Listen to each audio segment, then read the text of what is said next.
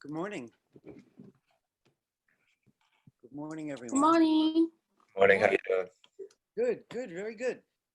I'm especially good because I took a peek at everybody's first final project, and wow, they look good. They look really good. In fact, I used your drafts actually to try to get my other group to compete in a friendly kind of way. Because you guys moved ahead a little bit somehow. So I'm using you to inspire people. That's kind of nice. So listen, I want to kind of be brief because we have a lot to look at today, really. So this is what our agenda is. We're going to look at the final projects, give it a proper bit of attention. It was kind of rushed last week because it was just the drafts. But today we're going to spend a little bit more time. And then I just have to save a little bit of time to introduce the next project. So in general, this is sort of the pattern. I introduce a concept. I usually show you samples of some sort. And then we begin with drafts. Sometimes there may be a second round of drafts. Usually the physical drafts, the actual sketches will just be one week's worth. And then we'll move into digital drafts like we did last week. And then there'll be the final. So today we're going to look at these final projects. And then at the very end, I'm going to introduce the next project, which I think you guys will enjoy. You're judging by this one, everybody's very, very ready, right? So we have 1, 2, 3, 4, 2, 4, 5. We have 22 people in the room. There's at least 26 people registered for this class. I hope, I wonder what happened to the others. But I would like to say something to everybody who's here. Turn your cameras on, right? I say this every week. If you need to turn it off for a couple of minutes for some reason, of course, I understand that. But you're not allowed to take my class with the camera just turned off, unless you tell me that your camera broke or something like that, in which case I'll take your word for it. You could chat. Hello. I'm sorry. My camera, I'm not on my computer. I'm on my Ah, friend's computer because my Wi-Fi at my house is like not working. gotcha. Stephanie, then don't worry about it. Thanks for telling me. So No that's problem. really all that I need. Carly, are you having camera issues too?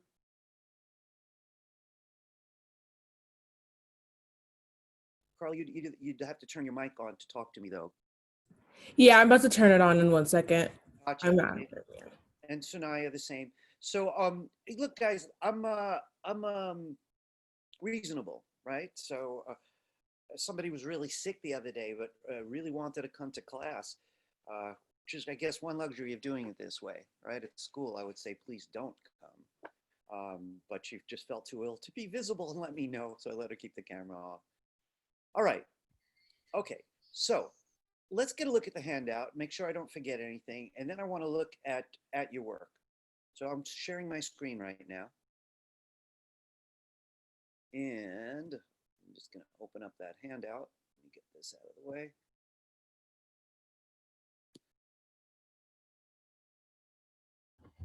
Excuse me. Yes. I wanted to say, by the way, Adi said that she can't come. She had an emergency and had to get on a plane. I'm not sure what happened, but she can't be here, but she submitted her project. She's in Israel, right? Um, You're I'm not sure. I sure. can tell you, but like she got on a plane.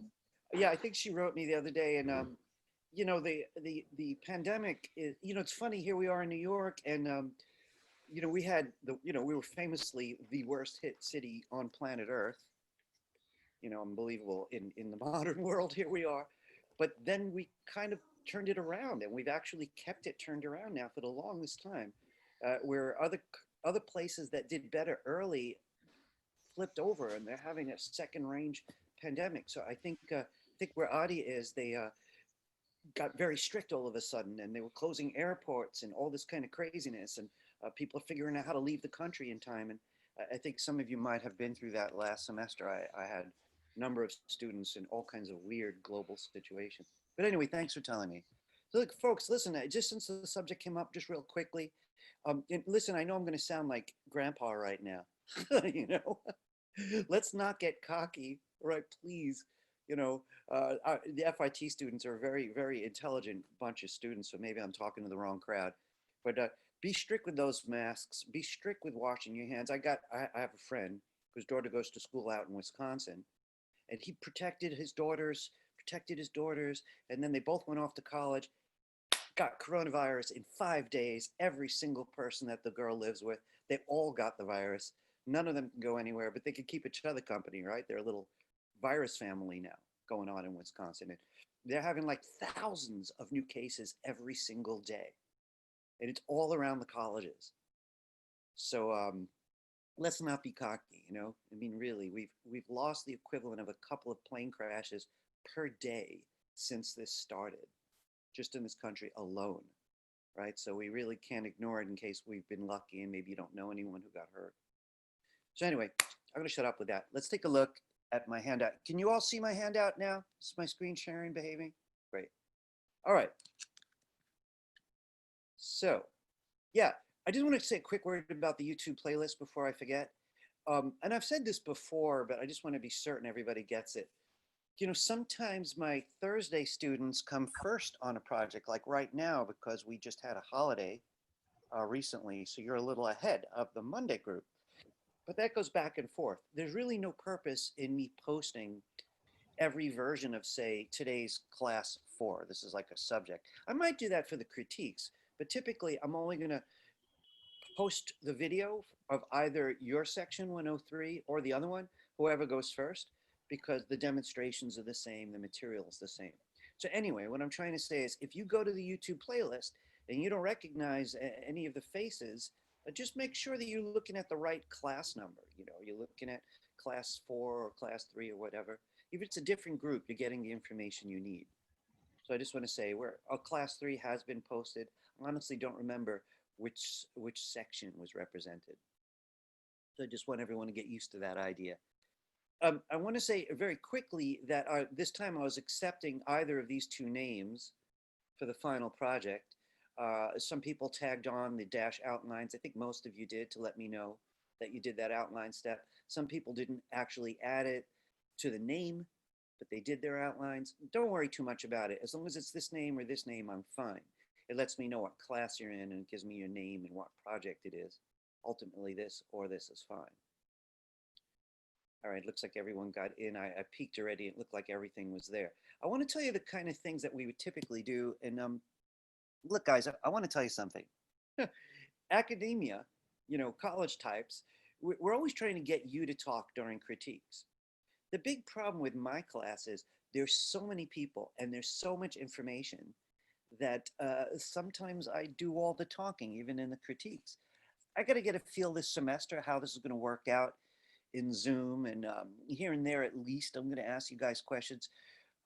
Look, I got to tell you something. I have a little bit of a conflict on this, right? One is, you know, I'm old and you're not. So I've actually been through a lot of this, and I want to share with you my own experience of these images. So that makes me want to do the critique. The flip side of it is, though, I have to help everyone in here get better at talking about art in new ways. Some of you guys can do that. You're just used to it. You know how to make points, not like I like it or I don't, or it's wonderful or it sucks. But I like it because the colors blew me away right away. And then when I looked at it, the ideas were even more interesting. Well, that's a start. So I don't know how I'm going to handle this. I'm going to do some, often I call people, looking at the roll book, I'll go in alphabetical order and ask each of you a question. Maybe next project. This time I'm going to wing it a little bit because I do have a lot to say. I already looked at your work. So that's going to happen in a few minutes. So this is the idea. Looks like 2, 4, 5. Like I said, I've got 23 students here, which means I could spend at least 4 minutes per piece where needed. Look, I got to tell you one thing that I was so impressed by. Last week, looking at the drafts, I got to spend like 2 minutes on each of your pieces. And that means it's either the teacher's on the ball that day or they're not. You know, some days you look and you have no opinion of anything. And other days you're laser vision. I'm like that, you know. But man, you guys took the small critique so seriously. You know, really, whatever little thing I said, people ran with like crazy. And the projects just doubled in quality, most of them. So I'm excited by what you did with a little critique. Just like that. So let's see what goes on. So I'm intending on doing about half of you. We'll take a break because it gets a little exhausting. Then we'll come back, we'll do the other half, and then I'm going to show you what the next project looks like and tell you how to get that off the ground. So that's today. Not a lot of hands-on today, a lot of talk. Now, I want to say one thing to you about critiques in general, especially at a high-profile school. And I don't mind being shy about saying that. You know, the school really deserves its reputation, in my opinion. Critiques are the best thing about art school, hands down. And I'll tell you why that is. Techniques keep changing. You know, like some of you guys might be thinking of this as an Adobe Illustrator class. Not really. It's an illustration class where we've chosen the tools for you. But it's still an illustration class. And illustra, right, the source of that word, means to shed light on. Isn't that interesting? So it's very different than drawing.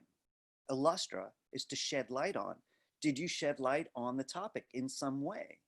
You know, did you light it up? You know, and will your audience be lit from looking at it? And that's really what we're after. So this class is really about that. How do we do that with pictures?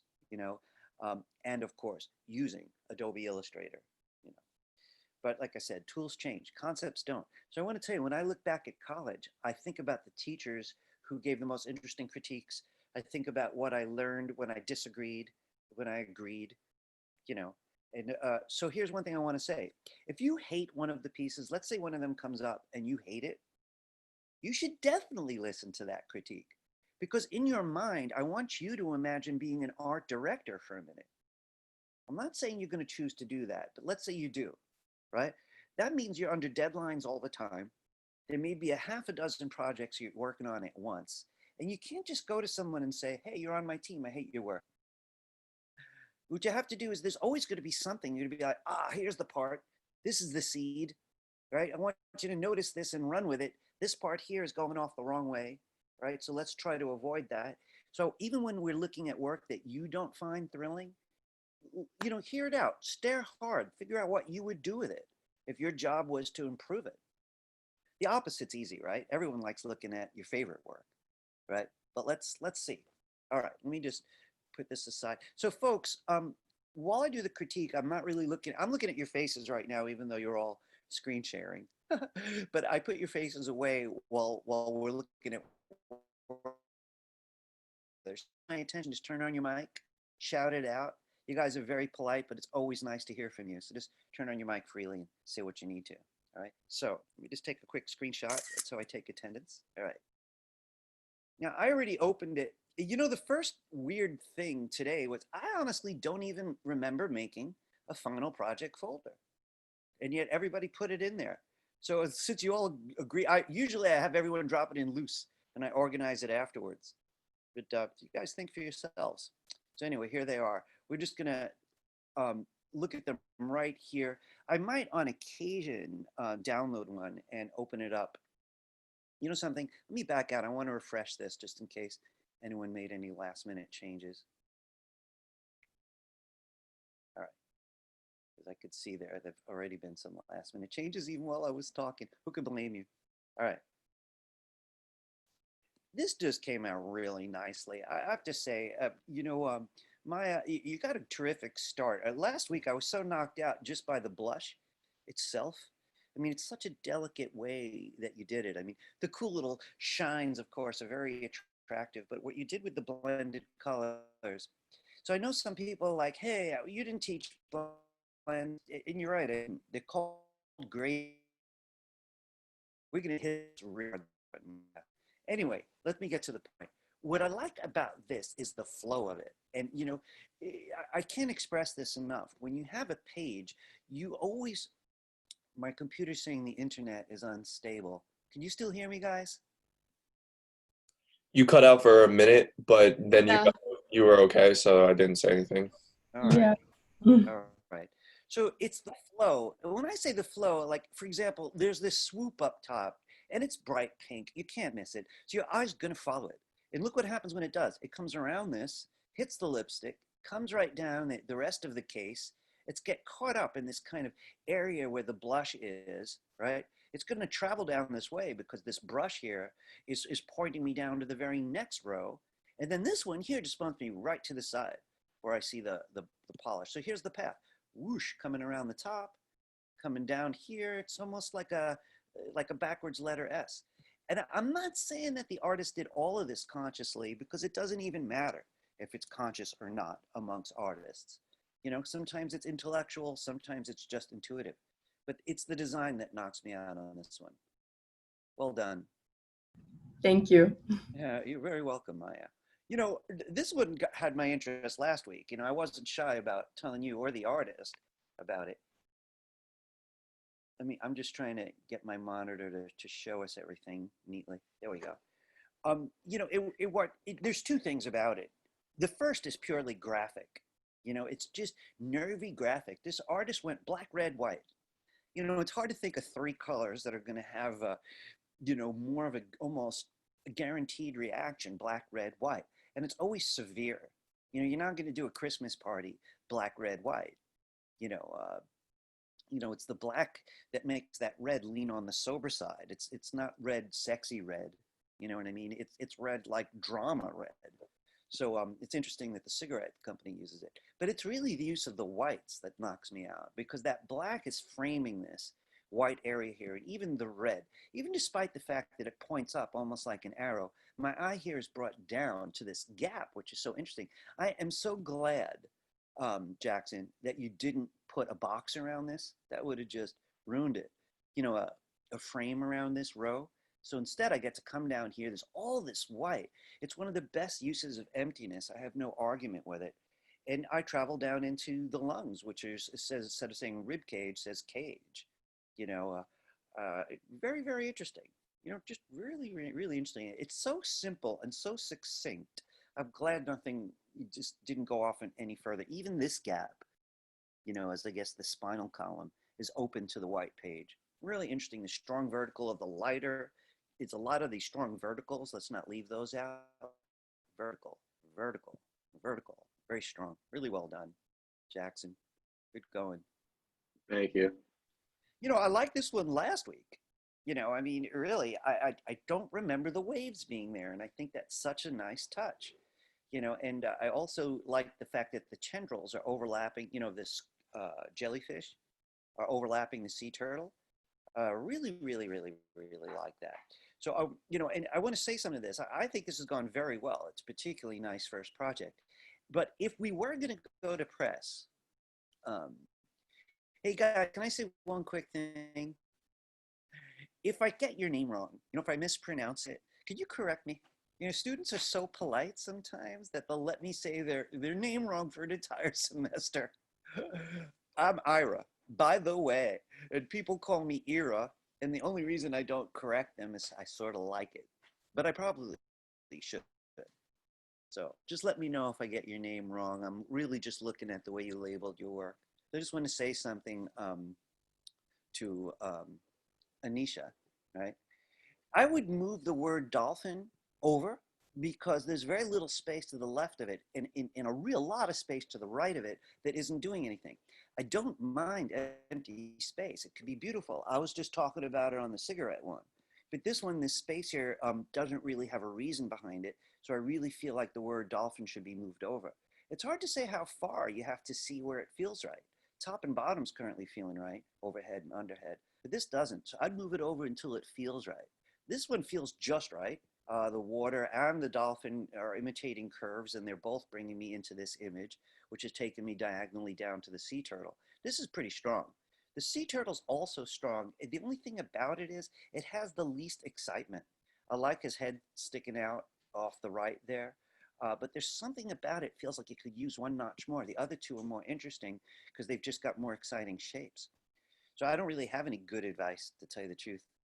About that. I don't know, maybe some simple squiggles behind it to imitate water on this one. You know, something to go give you excuse for a little bit more visual activity. I like it a lot, really.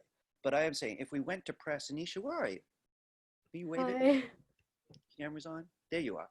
So like, you know, when I like work, and let's say I was your art director and you guys were the agency, what I'll often do is say, oh, this is the one I want, but give me 3 more versions, but don't spend long. You know, give me 3 20-minute changes, and then we just pick the best and we go to press with it, you know? So this one here, I think you did really well. By the way, anyone who does want to do an upgrade, we'll check the handout later. It should say on the handout how you give me a revision. So anybody who wants to do that, they have a brainstorm and they want to update a little bit, if you do it on time, you're always allowed to give me a revision, right? I will create a revisions folder, right? You're going to use your original name, but you're going to change it and add V2 for version 2 and drop it in my revisions folder, right? It's rare that I'm going to request a revision. That one had a lot going for it, really did. I would just ask for variations on it. So here we've got the Cairn, which is a stack of stones, something I really quite like. I always like the concept of this one, that it looks like we've got the ground and this arc that's showing me where the edge of the lake is, and then we see these cool lily pads. What I'm imagining is that these wiggly stems from the lily pad are expressing to us that we're going underwater, where we see the tadpole. So I've got a couple of things that I would ask Elsa to do if we were going to go to press with this. I like a lot of it. I love the color. I love the feel. I could easily see a whole book done exactly like this. This artist should feel really good about it. But I would like this to be expressed a little bit better than I'm underwater here. It's a little confusing. And because these tendrils there's 3 of them, they come down roughly to a point. Look at this. Let's say this is the widest part here, right? The Cairn with a strong shadow a little to the left, taken up by this lily pad and this line. And then if I go to the right side, the walls here takes me down. I'm taken up by this line, but it all brings me down to the tadpoles, which means those tadpoles are really important. So I don't know. I'd be tempted to raise this line up a little higher so that they don't feel squashed at the bottom, and maybe think about what else I could do with the color or something just to make the bottom work a little bit better, more of a flow. To be honest with you, Elsa, what I'm imagining right now is to take the large green parts of the lily pads a little higher, right? Take this edge up a little higher, between the both of them, making a little more room for the tadpoles so this area could breathe. And then, I don't know, maybe work with the color. Maybe if this part down here where the tadpoles live was this particular darker blue, right? So this little blue here would introduce the color, and then down here it would be that color, deeper blue for darker water, So it's a combination of it feeling down there, me wanting to be a little bit clearer about the tadpole area being underwater. Elsa, where are you? Can you wave at me or something? There you are. I'm here. You know what I'm saying about those things? Yeah. So again, one thing, I don't know if I mentioned this, guys, last week, but I did to my other group. I have this vision, this way I express certain things about what we do. You're working on a piece, any piece, right? And you have an itch. And that itch is that color's not right, or that shape's not right, or this area is crowded. And if you're confident, you scratch the itch, you change the color, you move the object. With Illustrator, that's really easy because you could change your mind so fast. You're not painting where you have to scrape the paint off or something. So one thing that happens as you become more confident is you scratch those artistic itches sooner. You don't drink a whole pot of coffee before you make a move. Maybe you have a sip or two, and then you make your move. So I think these are going great. A lot of it is like getting more and more nuanced about what tweaks, what small changes I can make. I like this one a lot. So it's not like I'm demanding a revision. I don't really. But if the artist wants to do one, who knows? It might get an even higher grade. So I got to say something to this one, Alessandra. I love it. And I love the one you did last week. And I only have one thing that I got an itch about. And Alessandra, could you wave at me? There you are. I see you already. I miss your font from last week. I have to admit it. Guys, I'm going to do this. I want to show you all something. First off, I'm sure you remember hers because hers has this very natural. This looks like someone who just really likes to draw and is making friends with drawing in Illustrator. It's just very professional and a lot of fun. I just want to show you guys something because it happened to be left out. Oops, didn't mean to do that. Hang on a second there. Oh no, Ira, why'd you have to do that now? Well, there we go. Oh, this one disappeared. Quick. There we go. This is the drafts folder I'm in right now. This font for the telephone wire was so killer. And this font here, I'm assuming, can I ask you something? The letters are fonts, right? Are any of them hand drawn, or are they actually fonts? Oh, I did all of them. I drew By them. hand? Yes. You did? Mm. Wow, she's a little bit scary. Oh. Oh, because I used to do calligraphy. So That's a secret weapon that you have. You know, I guess. I'm not going to have time to show you guys this, but Paul Rand, R-A-N-D, Paul Rand, is one of the most famous graphic designers who ever lived. He often did his own type by hand. And he had a very casual type style, though. You know, it looked like handwriting. But just one word or two about Paul Rand for a minute. He's most famous as the king of logos.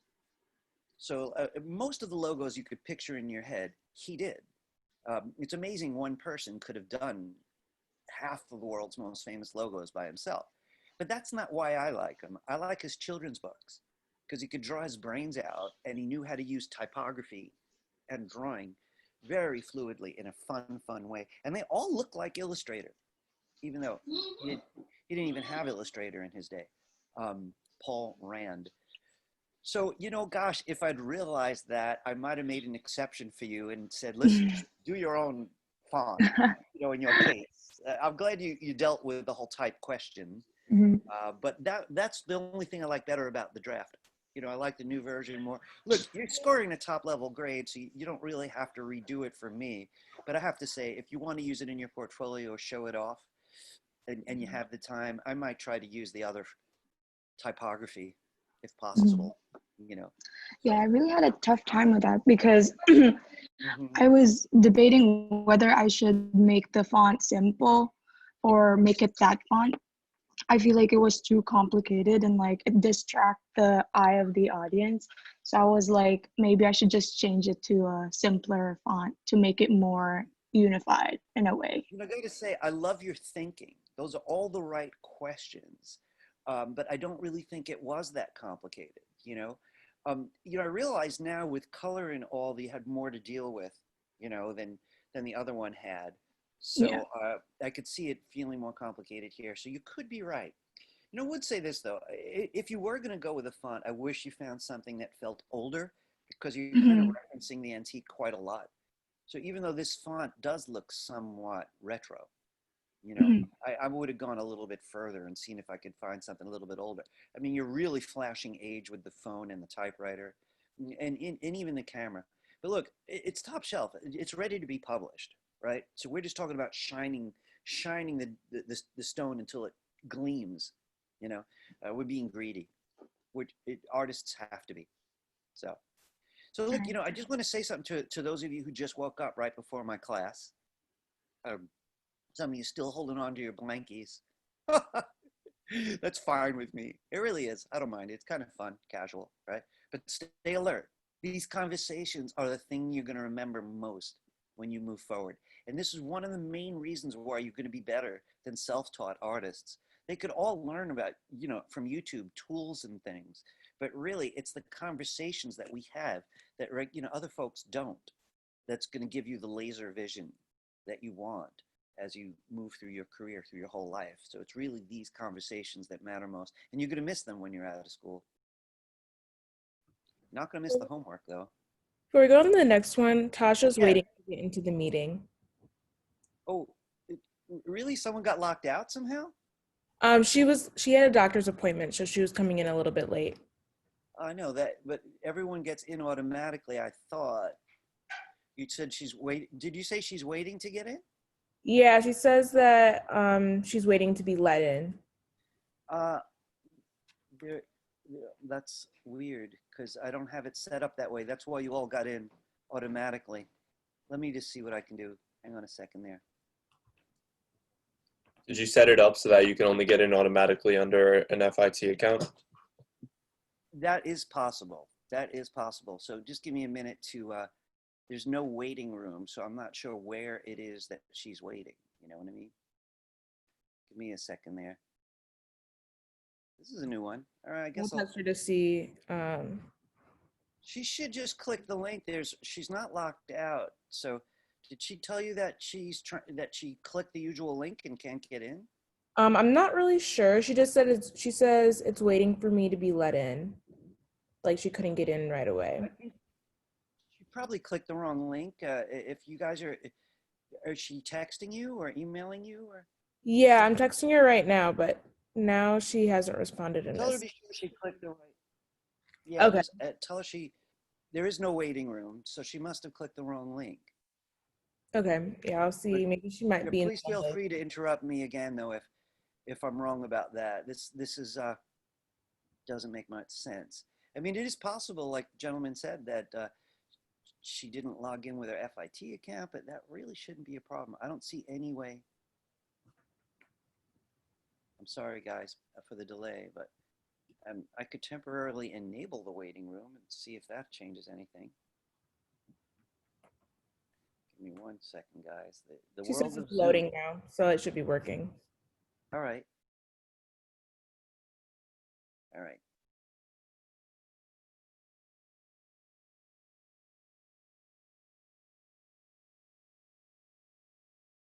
All right. I think we're good.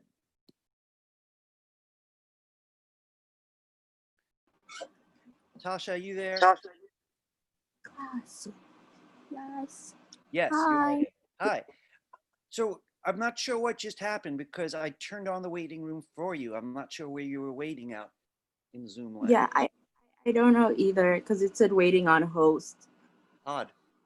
Anyway, you're Yeah. in now, so we'll move forward. Yes. All right. Yeah, and I'm sorry for being late. I had an emergency, family emergency. Life happens, Tasha, and I appreciate you're very elegant. But on occasion, that's going to happen to all of us. I'm rather strict about people coming on time, but I'm also a human being, and you'll see me get interrupted, by life on occasion. All right. Thank So you. the only thing is you just missed looking at some good work, but I want to show you there's more good work to look at, so you're okay. This one improved so much since last week. It already had charisma on its side. It has a kind of very playful style. You'd make a killer animation style. Or I'd love it if this person did a nice Halloween animation with these themes. So we got the P for pumpkin and the G for ghosts and C for candy. Very, very, very timely. I'm loving little things like this artist. They have 3 rows, which a lot of you chose to do, right? But they broke each row up rather differently. Each one has several frames in it. And I love the way that this green leaf bursts into the right side frame. Christine, I would consider moving that letter P over a little bit to the left, but I'm not quite sure about that. It is centered, I realize, in the box, but it's such a heavy letter on the right side that it has additional weight on the right. So I'd probably just move it a little bit over to the left a smidgen. I love what these ghosts are doing, though. I love the way this ghost is reaching back left. You could argue that this leaf here is reaching right for the pumpkin, and then the ghost is reaching left to the letter G, which is going really, very, very nicely. And down here, the pops are all, the candy here has got very strong vertical lines, several of them, right? Which bring her into this flow of the candy wrappers. So I would say I like this one a lot. I think the one thing that I would consider, if Christine, if you do feel like taking it further for any reason, is I don't think the red for the letters was probably your best pick. Frankly, in my head, I see white. And the reason, there's a couple reasons. One, the red is rather dark. Now, if you imagine me taking a black and white picture of this whole page, so everything would turn different grays, right? Like a black and white photo. The brown, the tan next to the letter P would be only a little bit lighter than the gray that red would turn into, which means they're very close in tone. The other reason why I think this would look good in white is there's a lot of white in between these elements, and the white is still cutting the parts of the page off. So I think integrating a little bit of white in the illustration would make the page itself not feel alien. It'll absorb it altogether. So maybe white letters, I don't know. I really like this one though. It really has personality. Look at the little shines on the candy. It's got flavor, and ultimately that's one of the most important things that we do.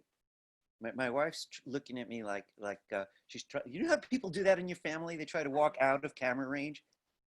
You can say hello. This is my wife. Have a nice day. Thank you. That doesn't happen in the classroom. All right, let's go on. All right, really nice work. I got so excited this morning because I was a little disappointed. I saw one of my classes work the other day and tried to be positive, but they were definitely undershooting. This was beautiful last week, and it's even more beautiful now. I got to ask Leah a couple questions about this. Leah, where are you? Can you wave at me? There you are. Leah, can I ask you a question? I might have asked last week. I don't know. Do you have experience with Illustrator from the past? I have some, yes. Yeah. So that's helping a little bit. Yes. Not to take away from your talent and vision. This is mostly vision at work here. She saw it. You know, I want to say something to everybody about that. You know how sometimes you do have this idea, you got to get it down on paper, and other times you're using the paper to find your idea? Do you know what I mean? Like even I make movies and do other stuff. Even with movies sometimes, it's like I'll get enough shots that I could start to imagine the rest of the movie. You know, so, you know, sometimes you have a whole image in your head and you want to execute it, but more often really we kind of discover it while we're working. This is just beautiful. I mean, the colors are phenomenal. You guys must, those of you who haven't get to use blended colors yet must be really hungry for it. It's going to come up very soon. But she's got this very subtle blend on this top one here where this light color just gets a little darker. And she's using the same blend going across the three boxes, even though they're interrupted. It just gets slowly, each frame's a little darker, almost like we're going deeper in the water or something like that. Also, notice how the white letter J works with the white in the margin, right? So it brings that white into the page. That worked out beautifully. You have to notice this wonderful moment of the octopus getting its arm through the letter O. And the S for the squid is sort of tucked in. A lot of thought about where the letters go, as well as where the creatures go. Very different than what we saw last week, which was also beautiful. I want to add one more thing. The white lines between the three rows, do you see how thin they are? When you're given the choice for that kind of thing, take all the empty space very seriously. Very seriously. Whether you want a lot, whether you want a little, and exactly how much. You know, if you're going to frame a picture, you might spend an hour figuring out how thick you want the frame, because it's a big, big difference, right? So this one really worked with the thin frames. You know, I like how it's thick margin outside, but very thin lines on the inside. And somehow there's a little symphony of white going on with the beautiful drawing. It was particularly special. Leah, well done. And look, guys, you know, she has a small advantage, a little bit of Illustrator experience from before. And, you know, one thing we're seeing today is all these different styles can work. You know, really, like, I want to just say something, kind of try to keep it quick. As a young person, I was a cartoonist and very, very devoted. From a very early age, I started reading all the books about how to be a cartoonist and writing letters to famous cartoonists. I even muscled my way into the Cartoonist Society. So this was from a very early age, say like the age of 11 or 12. So by the time I went to school of visual arts. By the way, I went into their cartooning program. And one thing that I quickly realized is the level of complexity versus the level of simplicity had nothing to do with the level of quality. You know, I could point to any number of cartoonists who are crazy simple, but they're the masters. And I could also show you some that are crazy complex, that are also masters. So in the end game, it's not so much about forcing a style, you know, but finding what works. I'll tell you one thing, if the design works, almost any drawing style is going to work. But if the design works. Sometimes, you know, it's hard to tell. There's so many beautiful things going on. You know, what's interesting about this one, it's simplified. It was very interesting last week, but there was a, you know, more complex background going on. The artist, Mingjung was really pushing, you know, to see what she can do. I want you to notice a couple of interesting things. So the blackberries, you know, which for the record look like blueberries, because I'm a big blackberry eater. And I don't know, maybe we're eating different blackberries, but blackberries are clustered These are blueberries, but they also start with a B.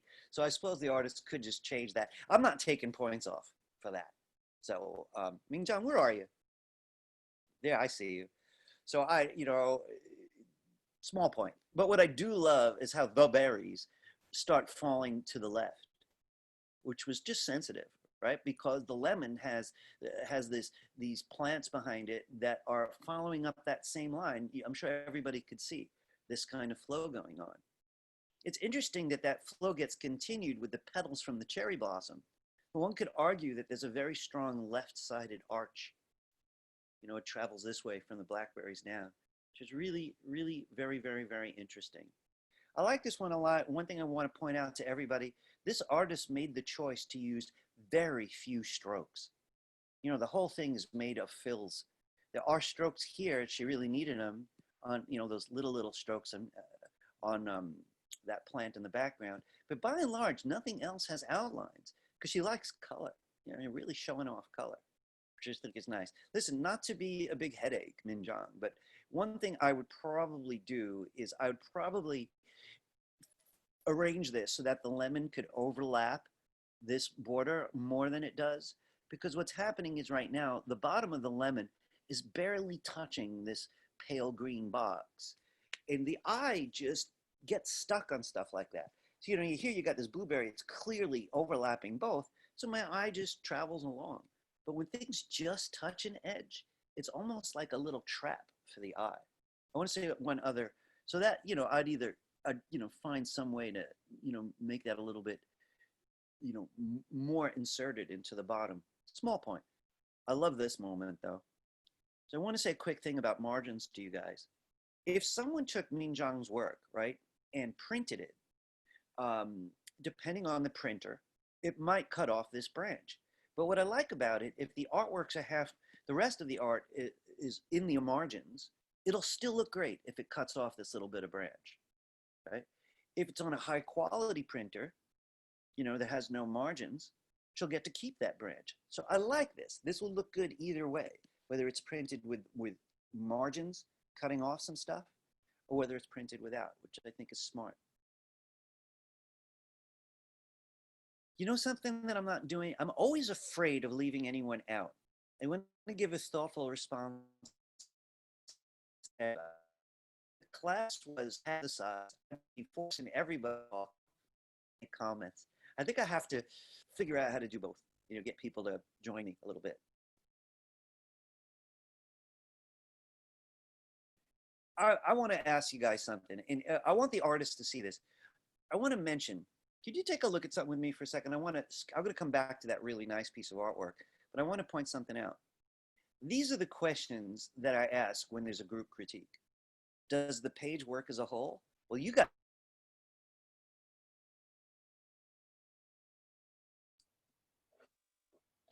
You're cutting out. Cut out, yeah. Like parts. What's that?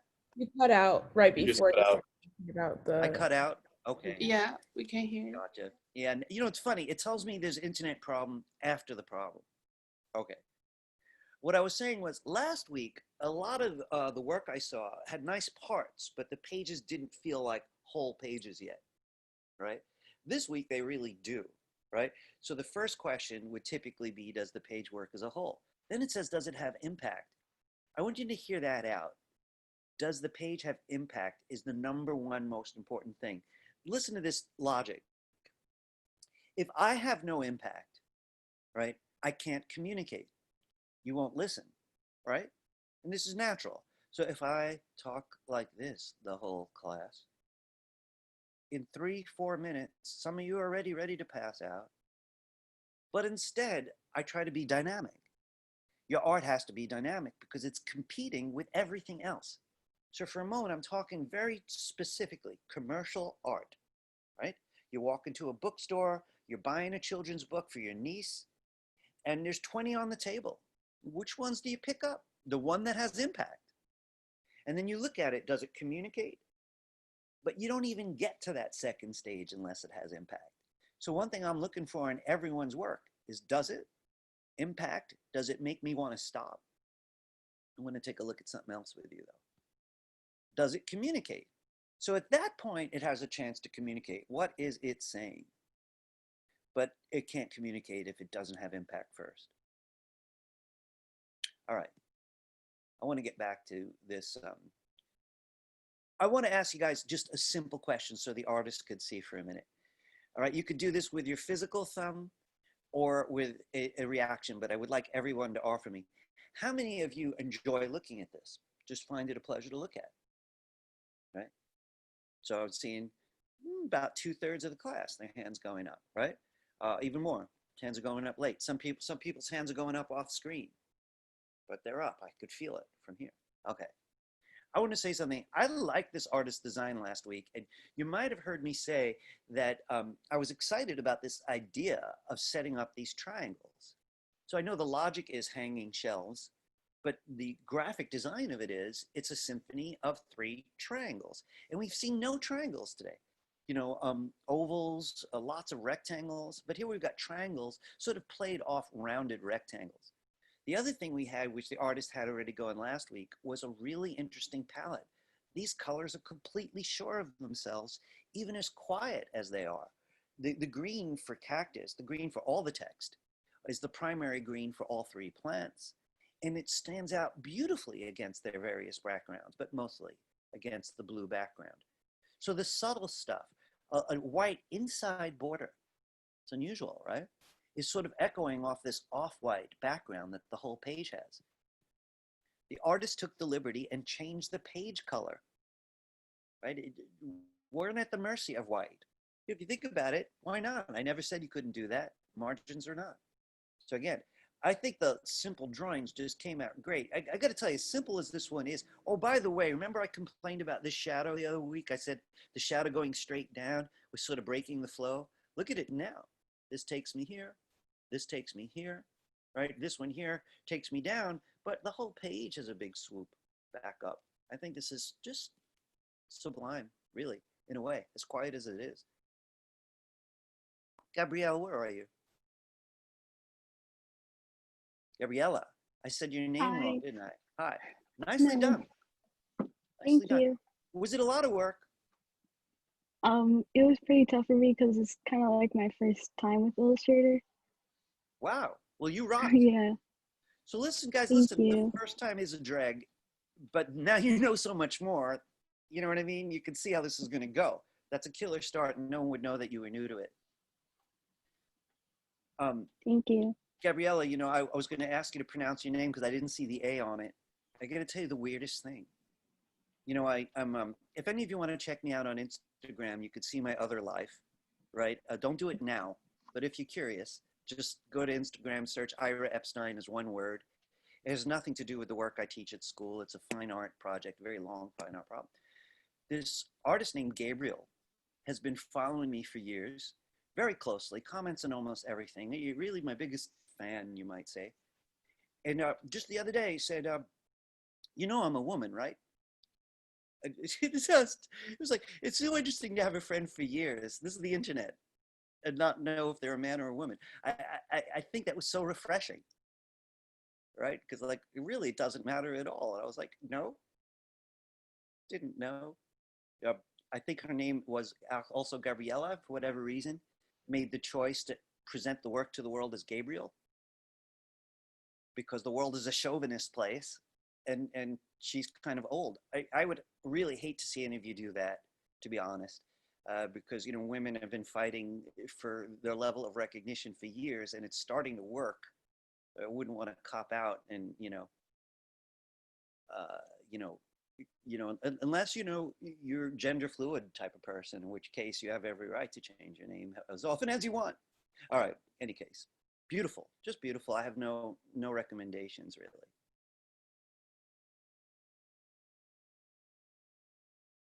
I know it was very off topic. You know, I like this one from the start. It's very, very fresh. You know, I think the colors are really, really working. You know, I do think this is ready, publish ready. Though I do want to, there's 1 or 2 things on my mind I'd like to mention to the artist, but I want to mention a couple things first to the class. There's no boxes, right? The artist just chose to put everything on a shared background. No boxes at all. And why not? just liberated, just knock the walls down. And, sometimes those boxes are a great friend of yours. You're using them for design purpose, right? But if you're not, just because, separate elements, separate boxes, no, this person didn't feel that need. And as simple as that decision is, you should sink your teeth into the possibility. It just didn't need it, So I think that works really great. The only thing that I get a little nervous about is two things. The thinnest lines, like where the font gets thin in some spots. I wonder how well that reads on screen. I think it'd read better in print. The screens are always so bright that I get a little nervous about extra thin lines, especially on these coming down from the balloons, which are, extra thin. I do like them. I don't want the artist to change them, but I have to admit, if it were my own and this was going on a screen, I might try a couple things with the thinner line weights, especially the strings from the balloons. For some reason, these strings look good because of the level of contrast. They're just so much darker than the blue that they're easy to see. I don't want people spending time working this out visually. You could see there's spots where it almost looks like the strings are broken. So that's something to look at. I think this is beautiful. It doesn't really need a change. I just want to say to Shania, in the future, you would probably, Shania, where are you? Can you wave at me? Help me find you. Hi. One reason I sometimes can't find people is some of you keep your screens like this, like talking to the top of people's heads. But, that's all right. You would typically know where the work's going to go, so you can make decisions like this is for a website. This is for a children's physical book. If it's ever for a book, print out proofs along the way on your own. If you know the end game, it's going to be on paper anyway. Print at home at first, do what, test drafts. Because sometimes you're shocked how things look when they're not on the screen. We're so used to the light from the screen. So I like this one a lot. Again, if it was going to be on the screen, I might mess with this mostly. But I think it's pretty top shelf work as it is. You guys. Thank you. You're welcome. You guys might think that I'm just Mr. Positive. So I'm saying all these good things, but I'm not. Really, if I had harder things to say, I would find nice ways to say it. But you could bet I would say it. It's just the work is good. You guys had particularly good drafts last week. And I'm not putting down my other group. They'll catch up. They had a holiday that interrupted their momentum. So their drafts just were undercooked. And I was bummed. And I realized, damn, those holidays really mess us up. People lose momentum. And I was like, I showed them yours, and I think they saw the difference. I told them very frankly, okay, you had the holiday, but it means you're going to have, I said to them, you're going to have to work harder because these are the people who are going to be working with you in the future and competing with you in the future. But the fact that these got even better, last week, I talked about this one being rather elegant. I don't know if any of you can remember it because it really had that elegance. You kind of exaggerate that. This you might find on a fancy wine menu, somewhere. You're not going to find it at Burger King or at McDonald's. Also, the colors were always very refined. This I'm rich kind of blue, Ivy League, Harvard, Yale set of blues and grays, which is consistent. I love the way ERN here is using this color, and over here the VY is using this color. Very thoughtful graphic design decisions. The large white letters are making the outside of the page matter.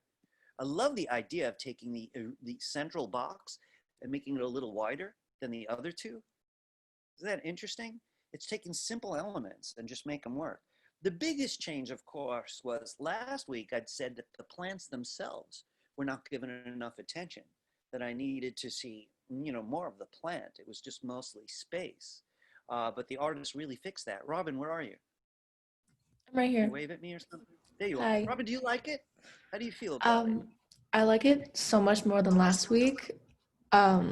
I took, once I finished this draft, I took both and put them next to each other, and just the difference was just so drastic, but I really liked the difference. I tried to make the letters talk more to the designs, I guess.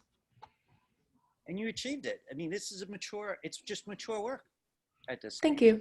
you.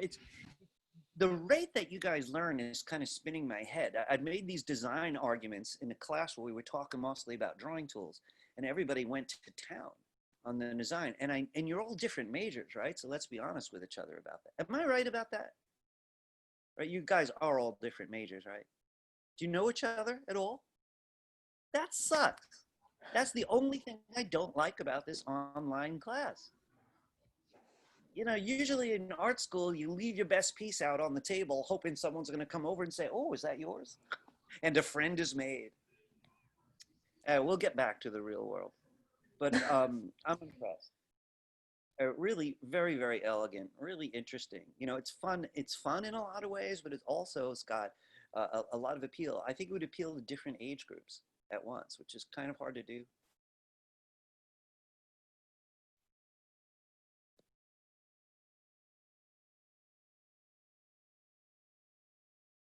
So this one improved a lot too. I'd asked the artist, I didn't ask the artist.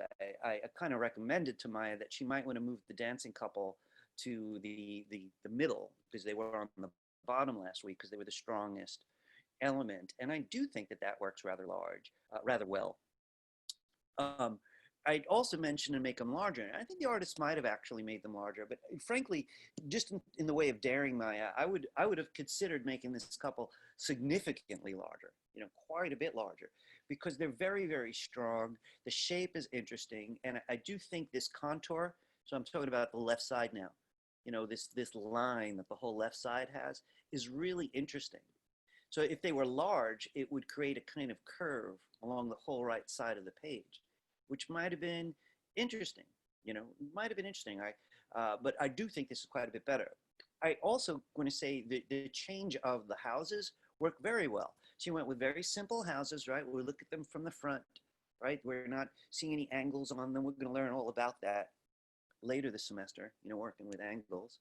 But to use the archway wisely, all the different shapes. This one has a little balcony going, you know, they have fancy little elements toward the top of the buildings. As simple as this is, it's what we needed. By the way, it feels foreign. This does not feel like America. It feels like Spain to me. You know, hey, you know, I got to ask the artist real quickly. Maya, where are you? I'm here.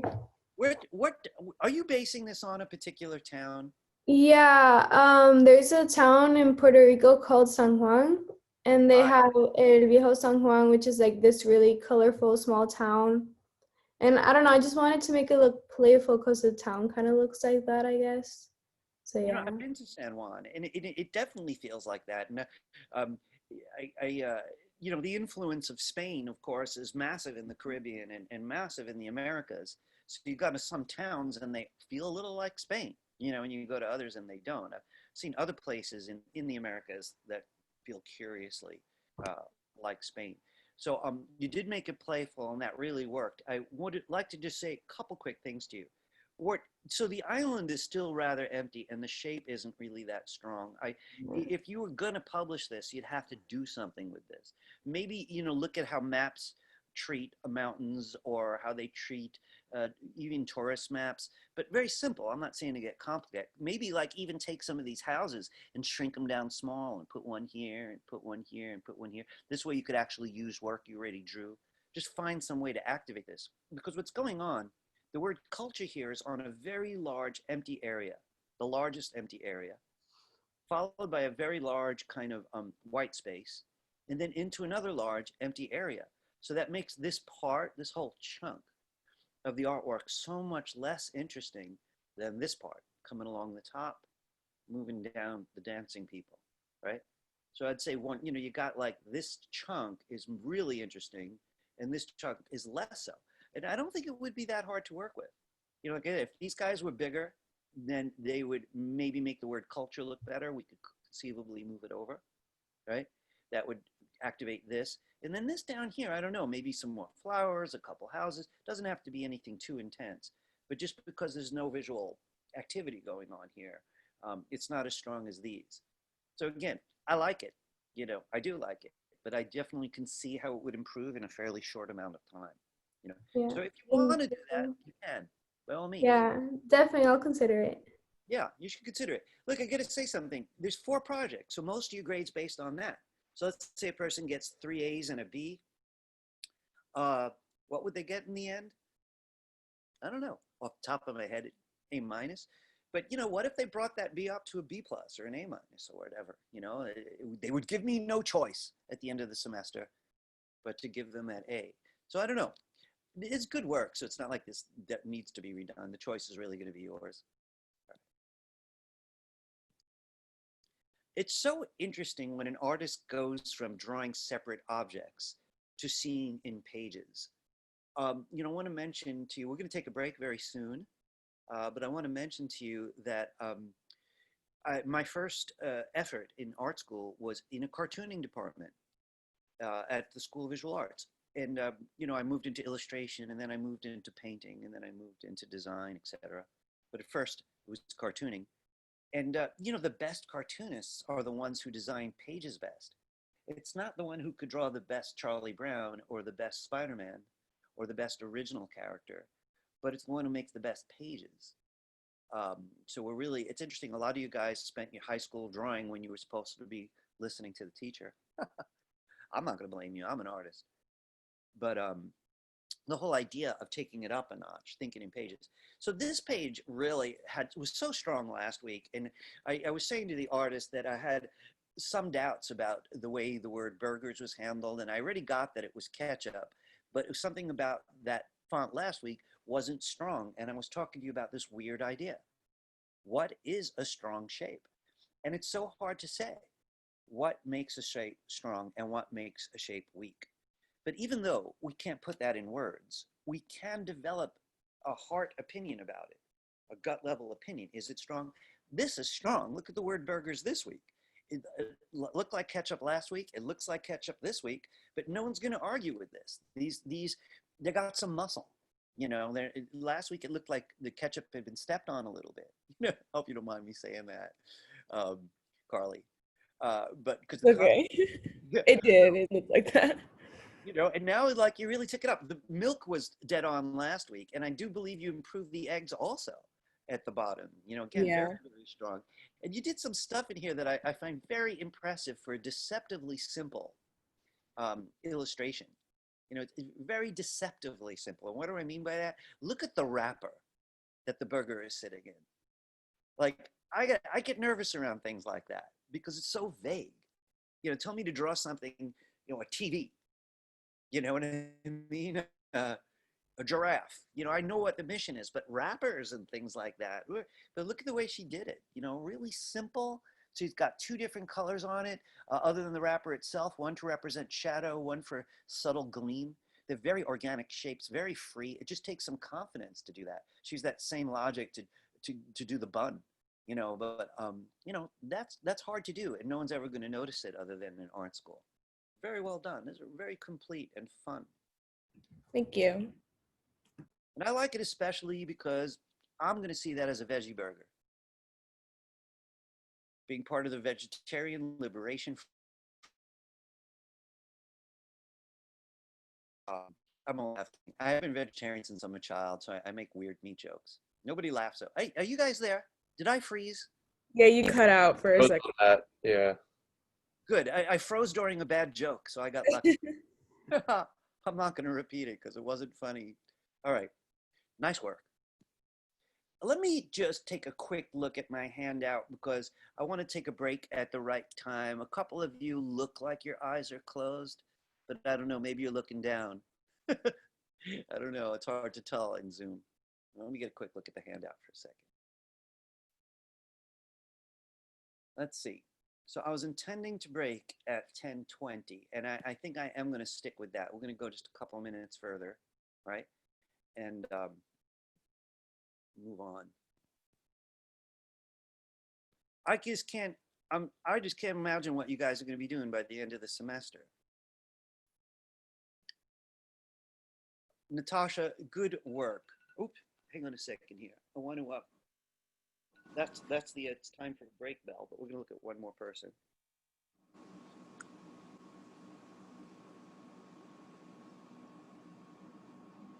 Original work. Now, I want to say something to you about the pug, the corgi, and the dachshund. right? They have personality, a lot of personality, these three dogs. Um, they're cute and puppy-like. But what I really kind of like about it is the drawing for the pug and the drawing for the corgi, for example, comes from the same world. If this person was going to draw a family to go to this with this, the owners of the dogs, wouldn't you like to see what they'd look like? These three dogs clearly come from the same mind. And now I kind of wonder, what would the house look like? What would the people look like? And that I find very exciting. There's an original voice at work. But I want to mention something to you about that. That's the challenge. Like if someone said to me, Ira, draw a corgi. I actually had a corgi, so maybe I'd stand a chance. Like 20 years ago, I had a corgi. But you say draw a pug. My nephew has a pug, but I'd still have to get a photo. So I just want to say a quick word about artists, photos, and originality, right? You have to use photos. I don't know if you ever heard of Norman Rockwell. And I want to show you some for those of you who didn't. I want to say something about references. Natasha, I think you'll get a kick out of this. Give me a second. Norman Rockwell was probably one of the most famous illustrators in America early in the 20th century. And we still see around because they're screamingly about American culture, a certain apple pie kind of way of seeing America. In large part, the American myth. Where mom always has an apron on and she's always baking cookies and dad always reads the newspaper at the breakfast table and everyone gets along. So we know that that's not the truth about America, but it's a kind of American myth. And this guy was just the master of the American myth. This might be his most famous piece. Now, these people are also exceptionally realistic. His style of illustration involved extreme realism, But if you ever see the models he used, right, you'd see the cartoonish aspect in these. Everybody's exaggerated. Everything about them is wildly exaggerated. They don't actually look anything like the photos. I actually got to see the photo of this one. This guy was not nearly that skinny, and neither was he, and neither was the expressions that exaggerated. So he was working with photos. All right, his own photos, I'll admit it, but you can't always do that. So, I don't know how Natasha did this, but I know myself. I would make a folder and I'd say, these are 3 dogs I want. I'd find photos of those dogs and I'd study them and use them for the illustration. But what I wouldn't do is I'd never use somebody else's painting of those dogs or illustrations of those dogs or cartoons or tattoos or anything. I'd only use photos, sculptures, or real dogs. I was watching Studio Ghibli, I think, Ghibli, Japanese animation studio. They were bringing animals into the studio for the artists to draw. Live animals, So I have to say that does not stop an original voice. This feels fresh to me. Really nicely done. Very subtle. How these light colors get the white text on it in the background, right? This dog is overlapping. It's well done. You. You're welcome. It's so complicated. I bring all that up because the issue of what's original and what's not is harder now than it used to be. I don't know about you guys, but I like rap music a lot. I'm older than you, right? And the rap music I know best is way old, like Public Enemy, if anybody knows people like that. And they were the masters of borrowing little pieces of other music and turning into something so fresh that if they ever borrowed any of my music, I'd be completely honored because they borrowed so little and they just turn it into something new. But in that community, if you borrow too much, everybody looks down on you. You're like, oh yeah, your song works because of the great bass that you stole from a Beatles song and it's all you got. So it's always about how are you original even when you're reacting to the world? It's a good question. It's complicated. Just fun. I was talking up the hand with the lipstick last week and the artist took it even further. It's really making a very large statement. I love how that stands for object in front of signs. Even though this is like a big sign, this feels like this is the person in front of 3 signs, which is terrific. It doesn't feel like the hand is part of a sign saying hands, even though this is eyes in a sign, this oval-like sign. Look, this artist figured out textures too, by the way. I want to ask Samantha something. Samantha, can you wave at me or help me find you? There you are. Hi. Do you have Illustrator experience from the past? No. This is brand new to you. Yeah, I have Photoshop experience, but that's it. Very different, right? Very, very different. Yeah. I'm a little bit common with the layers, but other than that, very, very different. Because you wouldn't know it. It looks very much like you're very confident already. But you found textures.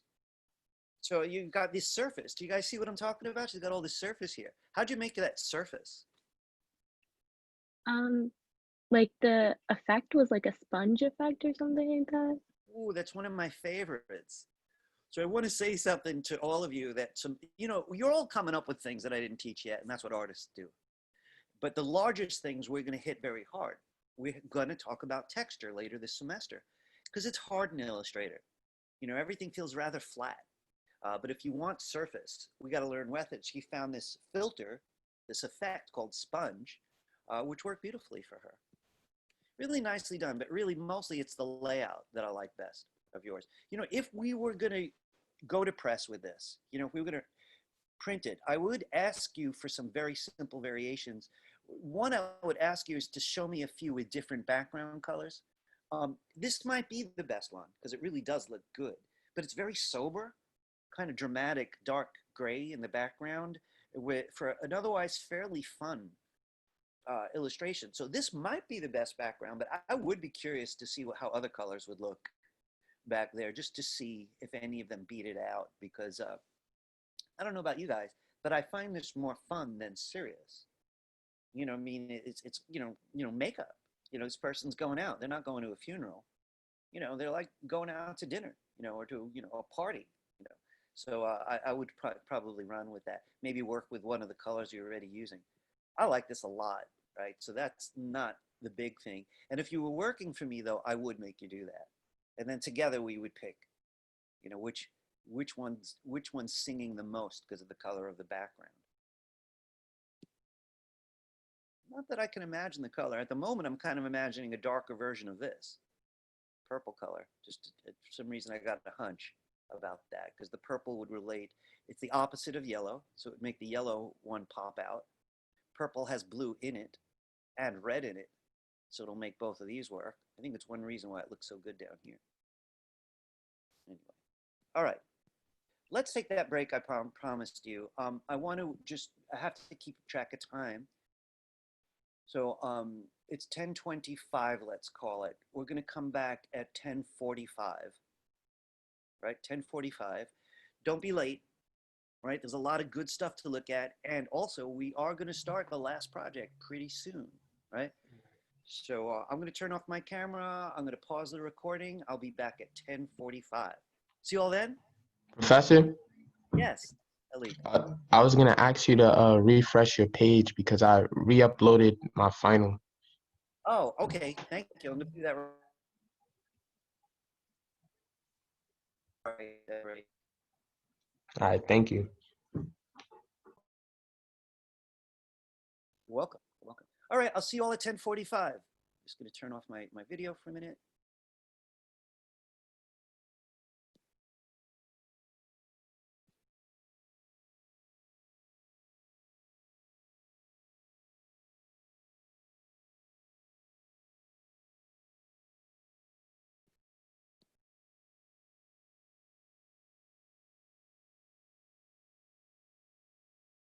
There we go.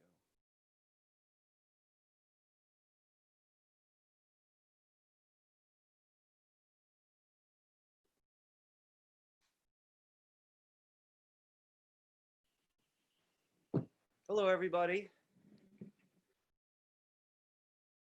I hope I'm not in the room alone. All right. Hello. Hello. Short breaks, but they help.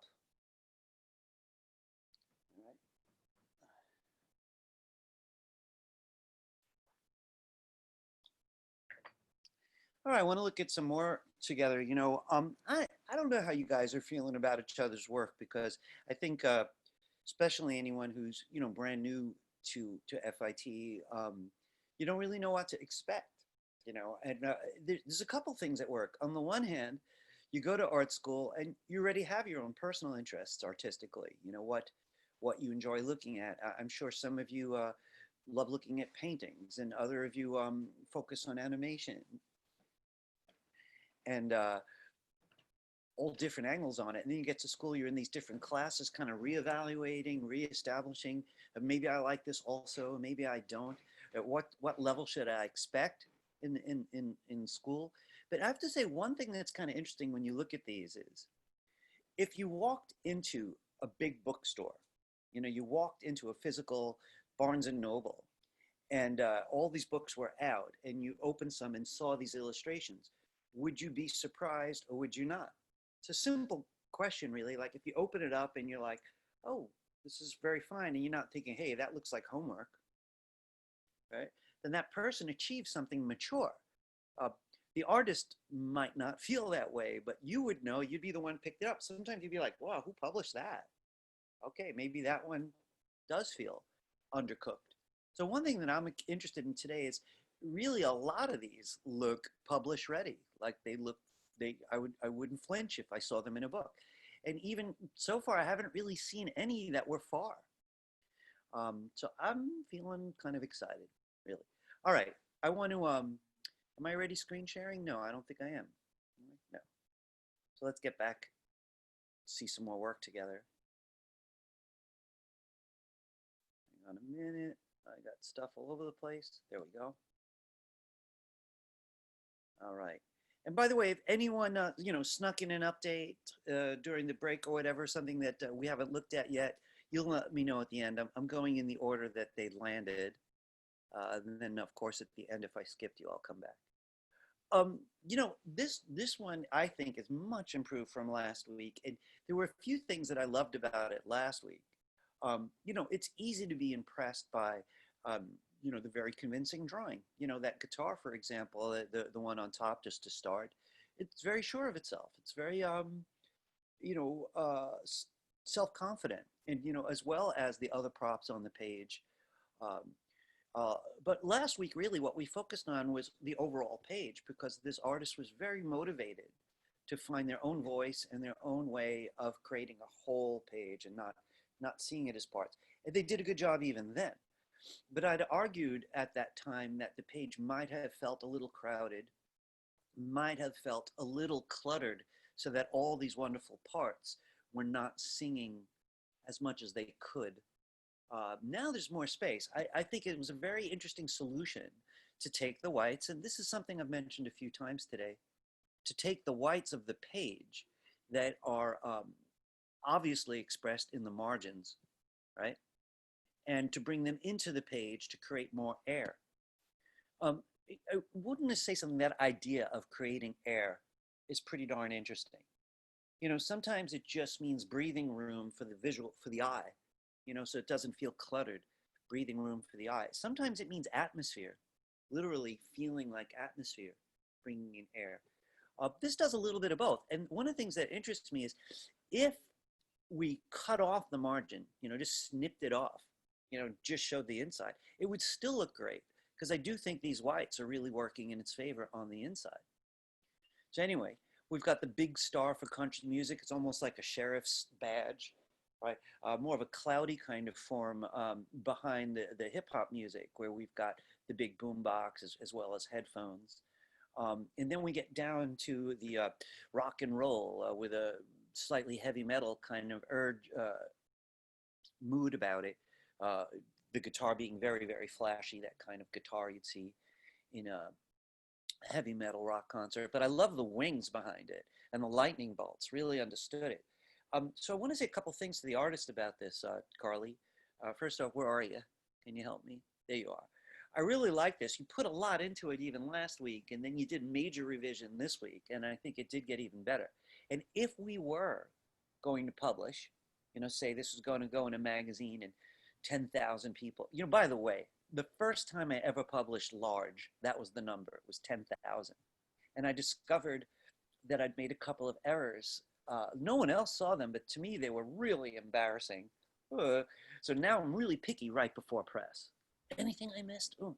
So anyway, in your case, this is the one thing I'd ask if you were working for me. Since I'm so convinced of the star as a background for folk, country music, and so convinced of the wings with the bolts for the rock and roll music, I'd ask you, I'm just not that convinced for the shape behind this part. And there's two reasons. One, it doesn't make an obvious statement on hip hop, while the other two do, right? They're white shapes in the background. And the other part is that argument about weak shape as opposed to strong shape. So if you look at what you did, the star is a very strong shape. The wings are a very strong shape. So in a sense, you created a situation where you had to keep it strong. Even if you looked at it as negative space, as empty space, it's got a very convincing line, takes us over to the margin, comes down the margin, and look at the beautiful way. I love this part. The way the wing lines up with the left edge, so the air just flows right in there and brings us right back up to hip hop. Really nice. But then here, you know, this drippy shape. And I don't mind it so much, except for there are parts that don't look like you really meant it a hell of a lot. It just looked okay. I don't mean that judgmentally, because you work really hard. But I could tell that if this shape had some sense of power to it, this page would just flip right over now into extremely professional. All the elements are professional, but this is, in my opinion, the one thing that holds it back of it. Especially the star's just touching it and can't decide whether it wants to overlap or what. The star beats it because it's so strong and pointy, and then this is sort of like a little melty. So I don't know. Do you see any of that? Yeah, no, now I see. I see Right. what you're saying, yeah. The rest is pretty dead on. If you do care to redo it, make sure I get the revision, because I would like to see it. It's just very well done. So as an art director, I'd be like, yeah, Carly, great, but look, it's due at 5 o'clock. This is what I need from you. You know, that's the reality in an agency. Very nicely done. I would like to see that little change, though. I'm convinced you're going to love it after one more hit, if possible. Really nice. You know, last week, there were some very strong elements about this, and I said, oh, the case a little bit more, and geez, this artist just went to town on it. They look so sharp. I mean, they make me hungry. I mean, the chocolate did a great job with this very specific chocolate, and different stripes to show how the light would affect the chocolate, as well as the white gleams on it. I love these little nuts or whatever in it, and how they become a theme across the page. They fall out of the chocolate, they cross the cake, and come all the way down to the donut. I like that so much. I might have done even more, because it Liwi, it seems to stop here, and I almost don't notice. Here it's pretty obvious. All these little falling elements go right down to the donut. But I'd consider a couple more here.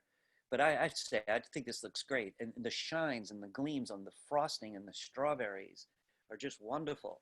I love how these two things poked into the cake become a letter V that points me down into the cake. The cake itself is almost like an arrow. So I come down one arrow, these things, down into the cake, and that heads me back to the donut. Really nicely done. Beautiful. I don't really have any edits. I mean, this is a small thing about the little nuts in there, but other than that, I don't really have any edits. Some people might feel like the word chocolate got kind of small, considering how big these are, but I'm not sure it bothers me. There's a variety of scale. There's all kinds of cool overlaps going on, an interesting flow. I think you should feel good about it. Liwi, where are you? Here. Liwi, I see you on your file. It's Liwi. In my records, it's Liwi. What's the correct way to say your name? Liwei. Liwei. Yeah, Liwei. Liwei. Okay, I'm gonna try to remember that. So anyway, nice work. Thank you. Nice work. I'd say this class did really well. Even those of you, some of you don't have many edits for, some I have more, but they're all like so there. I'm very, very happy with it. This one was very exciting last week. I mean, it was hard to miss. The artist really went large, you know, with the backgrounds. And this week they kind of babied the text a little bit more. You know, you might remember the word domino was sort of coming around the side of the domino, which I really like. There's so much to like about this, but I really want to be very clear. Oh, Adi's not here, so she'll probably see this on the video, or her friend in the class, hopefully. We'll share this with Adi. The only issue I have with this one is it's clear to as a bell to me now that the backgrounds are more important than the foreground objects. There's nobody who's going to look at this that isn't going to see the background first. So as beautiful as it is, that's a little weird when you think about it, isn't it? You know, the backgrounds first, and then you start seeing the black and white elements in the foreground. So as much as I like this, this is what would ask Adi to look at. What could she do to reverse that? Those elements in the foreground need to be the star. And if she was here, I would.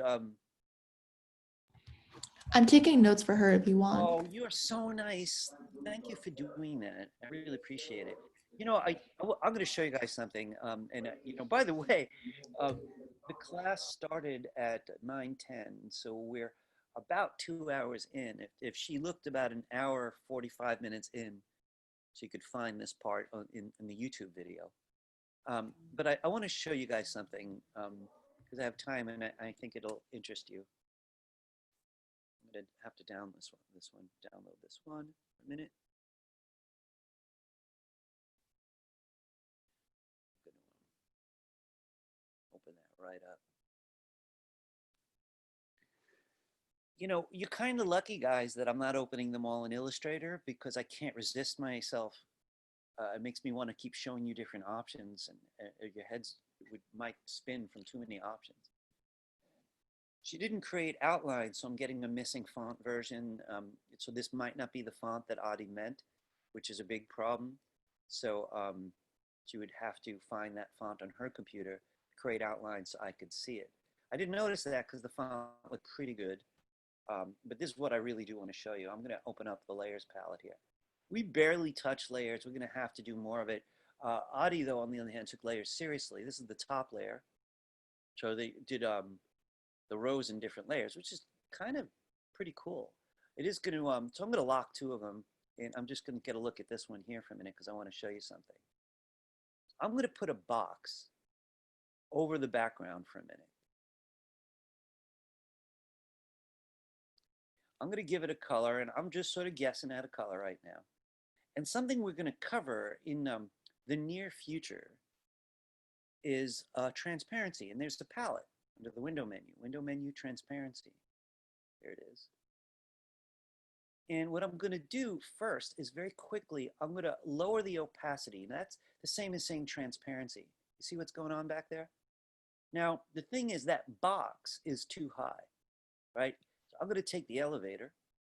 So again, I'll review this stuff. Today's not really a tech day, but I'm going to take this box, which represents the selected object, this little red box here on the layer palette. I'm going to drag it down to the bottom of that layer. And I just want to fix one little thing that went wrong there.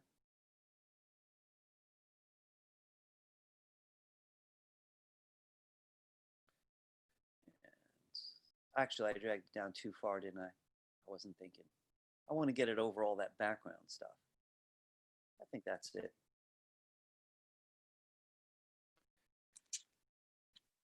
I want to just mention that if that box is behind the black chess piece, oops, a second there. This is the way it looked before. This is the way it looks now. I just put a transparent box to quiet down those shapes. Another option would have been, hang on a second there.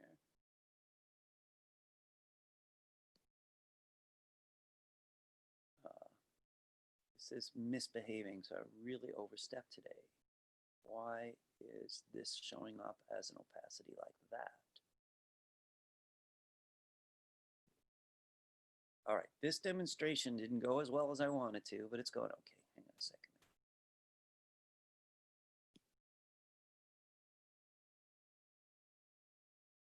It's giving me the wrong reads for some reason, so it says that it's transparent when it's not. So I'd have to think that through. I wanted to show you some other options, what this artist can do. And Adi, if you're out there watching later, I'm talking to the future now, when Adi watches this on YouTube. something just went wrong with your teacher, and the transparency isn't behaving right, which is a little annoying. Sorry to be clicking around. I don't want to take the class's time on this. I'll figure this out on my own. But I do want to mention, though, there are other kinds of ways to blend colors. I'm going to take this out for a minute because it's bugging me.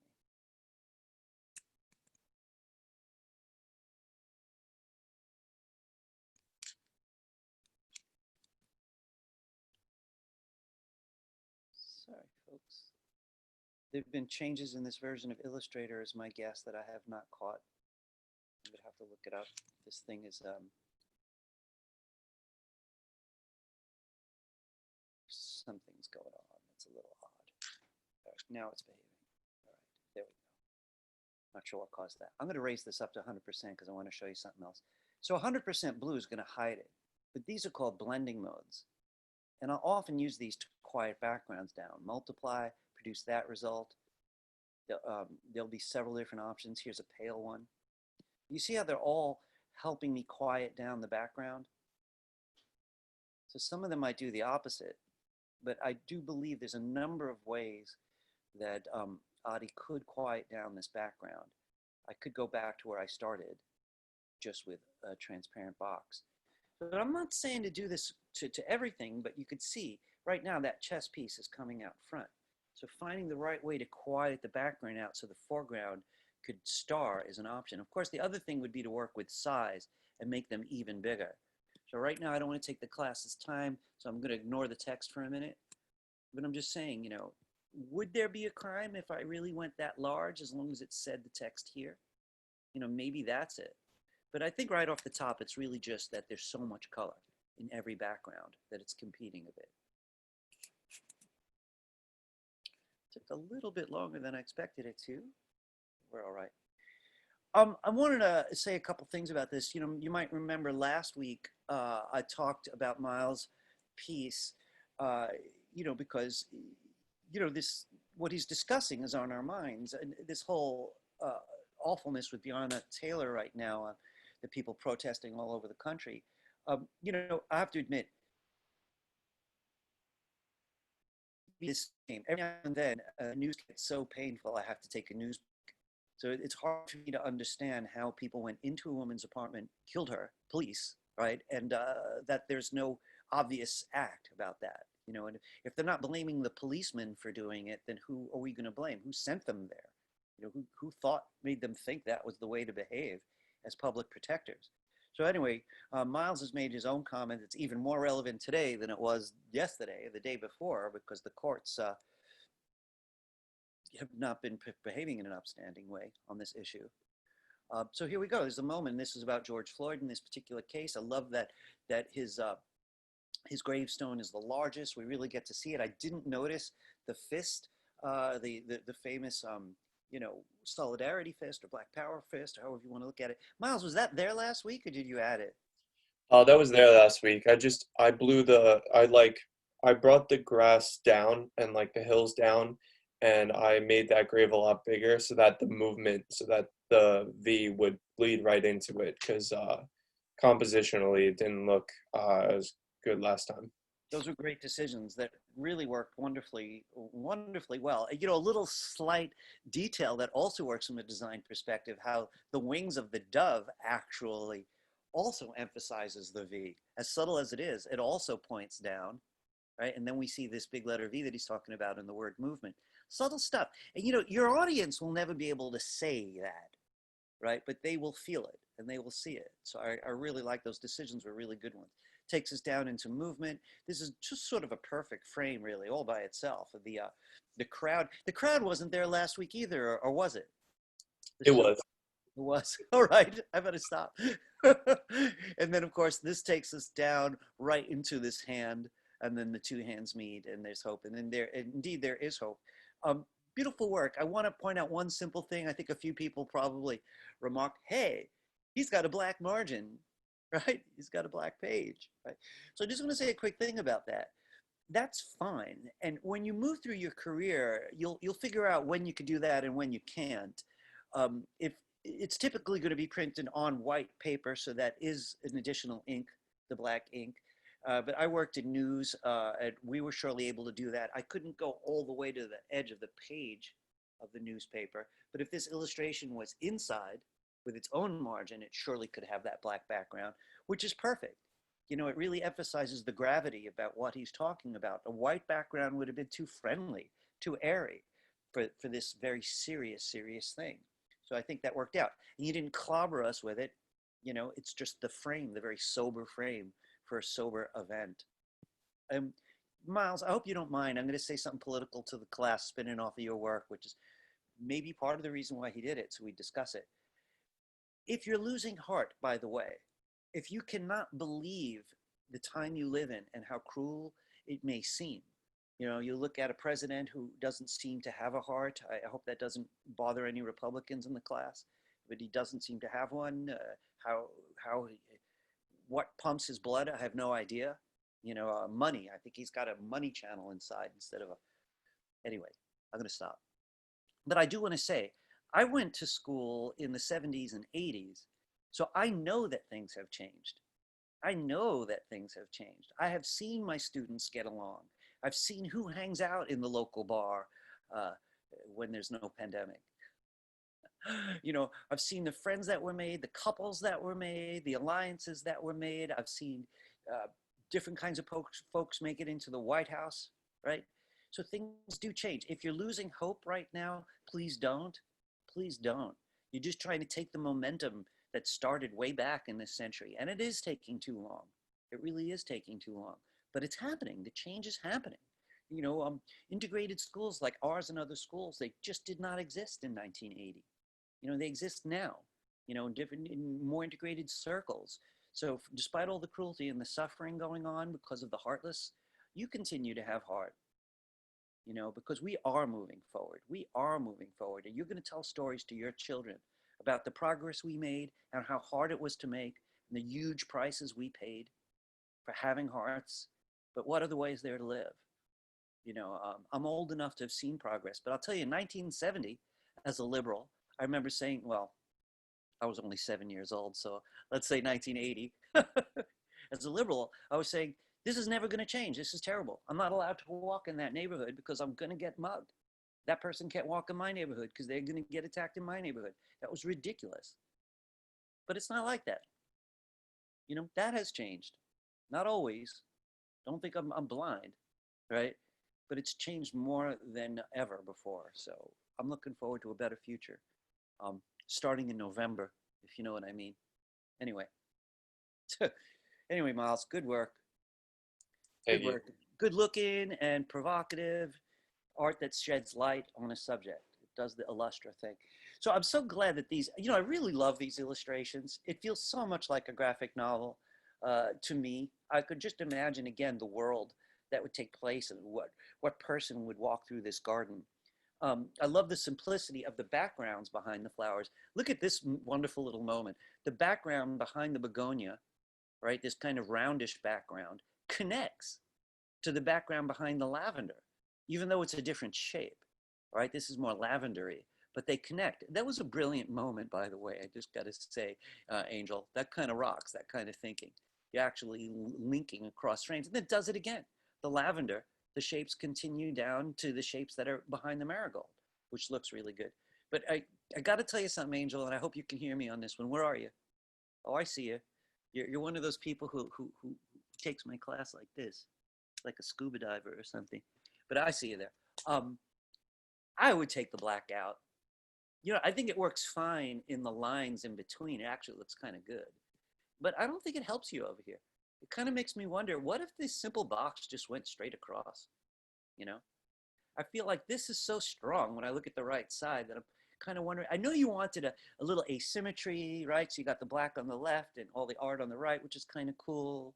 You know, some pop, you know, all that black background popping your colors. That's all true. It's just that this becomes super important in it, and it just isn't. So I just have the feeling if these went straight across, it'd be much better. Do you hear me on that one? Yeah, I just have a thing for black, so I try to incorporate it often. I could hear that, and I do agree with you. I think it kind of works. I think maybe just the vertical, horizontal, the horizontal blacks maybe keep. The only thing I have to say, if you do take my advice and knock out that this long black bar, I'm not sure if the text, if these ovals are gonna want to stay, or if they're gonna want to be changed in some simple way. I really don't know. You'd have to see. But I do feel pretty strong that this long bar on the left isn't helping flowers, and it's putting a lot of gravity, a lot of weight on the left where it's empty instead of on the right where the stars of the show are. So I would start there just by expanding what you already did so well with the backgrounds, and then seeing if these ovals are behaving or not. But the right is so strong that, you know, I can't resist seeing what the upgrade would look like.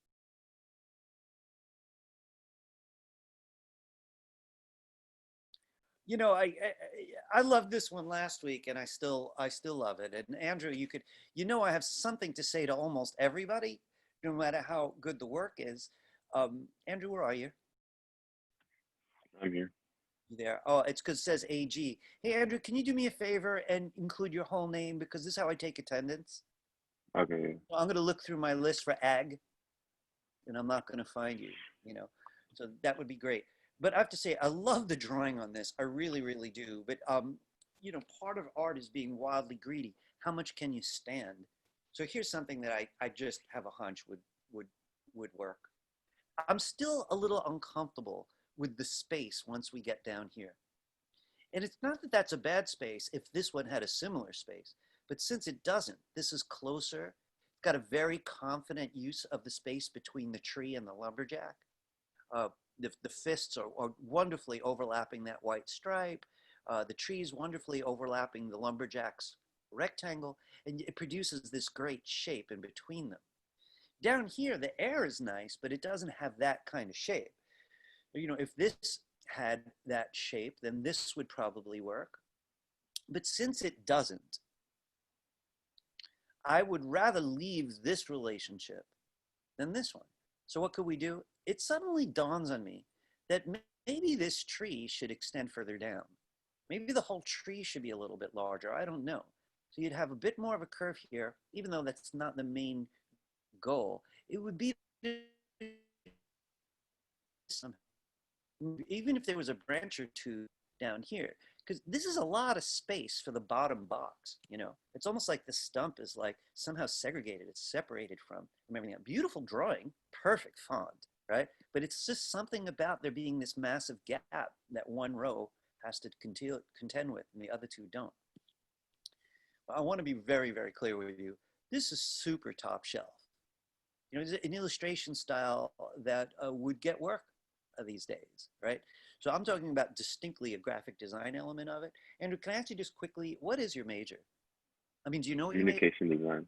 Communication design, and you're all most of you are, right? Aren't you going to switch into a more specific major or no? Yeah. You know what major you want to get in? Advertising design. Advertising. Do you like to draw?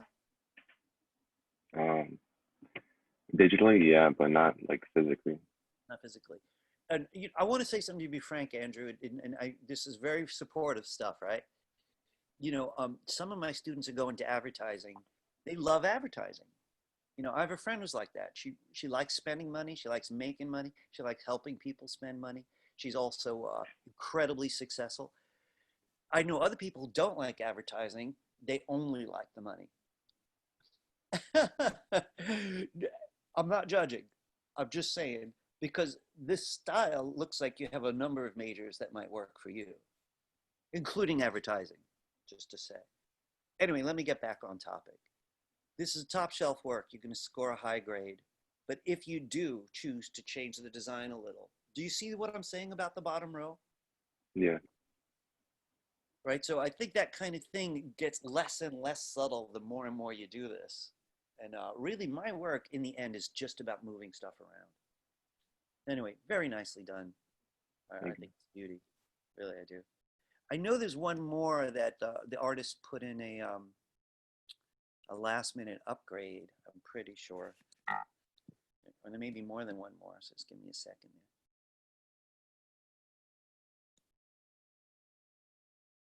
Let's see it. Alik, yours is in there, isn't it?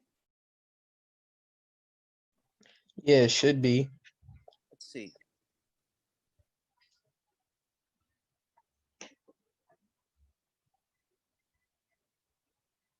Is there any chance you put it in the other sections? Maybe it's I just, put it in the final folder. yeah, that's the right place. Let me just see what's going on. Maybe I'm going to do it this way.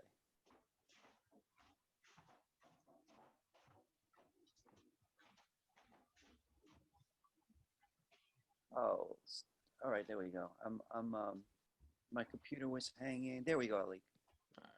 And I'm going to ask others too if I missed anybody else. But let's get a look here. It's a clever idea. He went with the deck of cards, very concept based. That he's got 3 aces. The thing that I'm a little confused about. So it's a weird way. It's funny. Like this feels about the assignment like it's about the letter A. But it's really more about what comes later. The S and spade and focusing on the spades and the H and heart. That's a little confusing. A little bit like the relationship of the letter part of this assignment to the cards. So I'm a little confused by that. I'm not going to ask you to change anything in that regard, but I want you to keep your eye on the concepts going forward, because we could convince ourselves that this is very close to the assignment, and it is close, but not dead on. It's not really about the relationship of that letter or word to the card so much. But I love what you did with the spade and the rocket ship. Very unusual and beautiful little illustration. It's actually one of my favorite parts of the whole page. Ace of Hearts, we've got this person there who looks unhappy with a broken heart on their cloak. The Ace of Clubs has got rays of lights like I'm in a dance club. So I have to say, though, that's the most interesting stuff. So I wish, if you were going to stick with this theme, that the cards themselves were much, much larger, because the most important part, the part that has the most impact, is also the smallest. So this should be huge. This stuff here isn't nearly as good looking. It's pretty good looking. I like the logic of it, but you could see the spades are competing a little bit with the text in front, partially because the reds and purples are very close, this maroon and the purple. Just the backgrounds are not, as exciting. I kind of like it, but I almost wish that we could change it up a little bit. I want to see something about this one in Illustrator. So, over the next few weeks, I think a lot of you are going to be upgrading your techniques. So again, this one doesn't look like it used to create outlines. So it's interesting that I'm seeing the font in Google, but we're going to have to talk about create outlines again so I don't get this warning. That's why I re-uploaded it, because I created the outlines. I don't know why it's trying to find the font. Oh, really? So Yeah. it's possible, sometimes it has this, it almost acts like a ghost font, but if you notice this, you see the pink? That means that's the part without the font. So I think what happens is you did create outlines in everything else but that little part. So that's not really. Oh, I see. So that, next time you'll just be more careful to find it all. It's not a big deal this time. But what I want to take a look at, so this is all on a couple different layers, which makes me very happy because it's going to make what I want to do a little bit easier. So I'm going to talk about this one for a minute. I think since looks like you understand layers rather well, in the future, you'd probably want to separate the cards too, so they could each have their own layer, right? Because if I want to move it around, it's going to take me a little bit of work to figure out what's part of the card and what isn't. You can see it's giving me a bit of a hassle. So I'm going to lock what I can lock, and lock other things that look like they're not part of the card as best as I can guess. And then I'm going to see if I could select it. It looks like I got it. So, what I'm thinking is, like, that drawing is so much better than others. Give me a second here. That I can't help but wonder how I'd be able to make more use of it. This is the star of the show here. So I'm not saying I can get that big, You know, of course, with the complex background, it's hard for me to make this point, but it should be significantly larger. I think what happened to you is you felt kind of trapped by your own rectangles, these. So you had these vertical cars they didn't really want to fit. You surely didn't want to turn them sideways. So I would rethink that, you know, in a way, maybe they don't need all those black backgrounds at all. You know, maybe maybe what might have helped a little bit so that you could have more freedom. Hang on a second there. I think I'm just going to unlock all.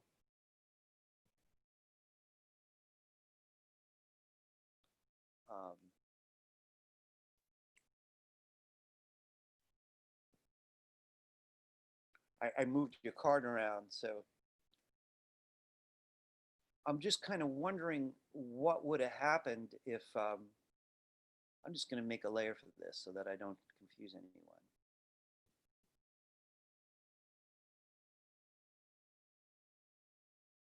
I'm just going to do a simple. I wonder if I'd have more freedom moving stuff around without those boxes.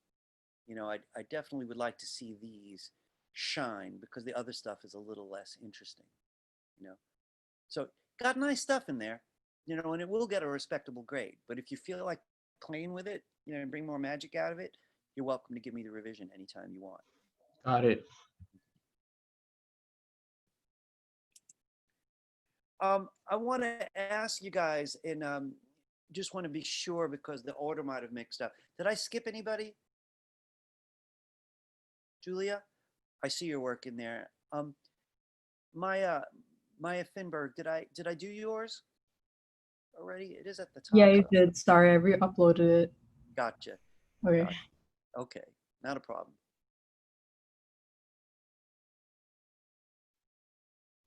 You know, this one, I loved it last week. I love it this week. I don't remember really demanding much in the way of changes because I liked it so much. I want to ask you, Julia, did it change? Click on the little mic icon. There you go. I put the 3 different sections, I moved them closer together.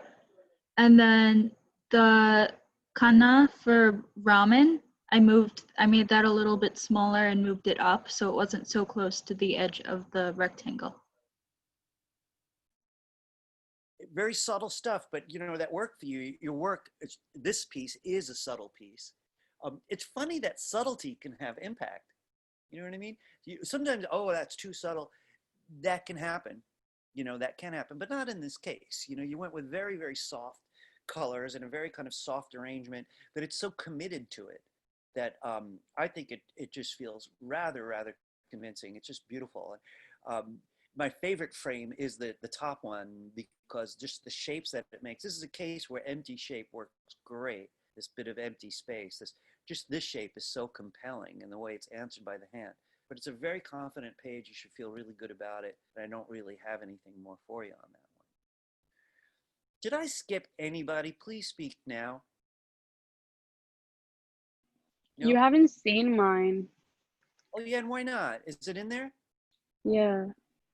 Okay, thank you. There you go. Oh gosh, well I remember this one well. And I do think it improved. I feel still like it's so darn, look, I gotta tell you, when I see stuff that's got good ingredients, but I have an itch that it hasn't found its final destination, it makes me want to push even harder. You know, a friend and I used to have studios next to each other. He's wildly successful at this point, this guy. And we'd always come in and look for what the other person might be missing. We liked each other's work a lot, but our whole roles in life as friends was, this is what's in your blind spot, we used to call it. You know, so if you're a driver, you might know that there's a spot on a lot of cars that you can't see. If a car's behind you, just in that spot, you have to turn and look. We would always say, what's in the blind spot? I don't think this artist has a blind spot, but there's some sweet stuff in here that I'd like to see sing even more. I'd love the kind of shine that the whole thing has. This simple black and white palette gives it a kind of gleam, and it's most obvious on this, which still looks like a pen point to me, even though it says cartridge. this still looks like a cartridge, even though it says pen. And this does look ink. So I'm a little confused. But even if I was going to look past that, I feel like it doesn't know what its own star is. The way it's designed now, it looks like the script font is the star. You know, it's like, especially the word cartridge with all its beautiful loops. It's a nice font, but it winds up taking over the page when the illustrations should take over the page. So I like it. It's got the right ingredients, but I do feel like it wants more. So Yeah, I know what you now, mean. I just wasn't sure like how to like for make some it reason your audio is better. cutting out. Oh, really? Can you repeat yourself just one more time? You said, you know what I mean, but Yeah, I know what you mean, but it was just really hard for me to find like something to make it better since it was so simple and I didn't want to overdo it in a way. And I don't know, it was just, I think the desire to not overdo it left you underdoing it. You know, like I know it had to yeah, yeah. look how much better that is. Can you see that? Like the whole page is now activated by this very strong, very well drawn diagonal object. Look at, I know the word cartridge now, you know, would have to be moved and rethought. Um, and, you know, I'm just thinking out loud about what it might want. I'm going to show you a quick trick. I'm taking this white text and I'm option dragging a copy of it. And the reason I'm doing that is I'm going to make it black. And I'm going to take the white text and fit it over it. Because I think the white might help you, but the black is going to help it stand out. I better get it just right though. Oh, wow. Right?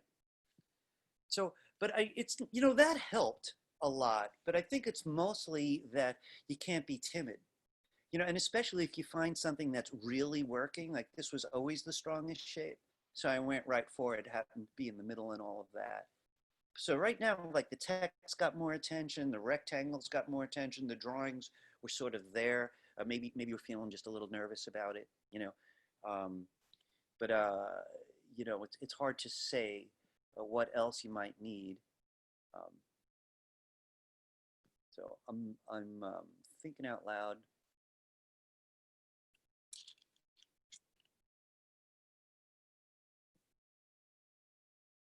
And so a lot of what I do is I'll just play a lot, and anything that doesn't work, I'll just keep changing, you know? So like, I'm not saying all my ideas are going to be good ideas, but I'm trying to bring some life into it. Look at this. I didn't do any new drawing. I'm just using your stuff, you know? So just want to say, I want to say something to everybody, and then I got to switch to a new subject, right? These were good. And there are different levels of nerve. And that's understandable, right? I mean, come on, you're in a big shot school, and it's a weird year, and you're learning new tools. So, you know, but when you're looking at a piece and there's a part that's strongest, you usually know. And that part of your own artwork is trying to help you. It's saying, hey, look at me, I got the clues. So you're working on a piece and part of it's extra strong, stare down that part. Why? What does it have going for it?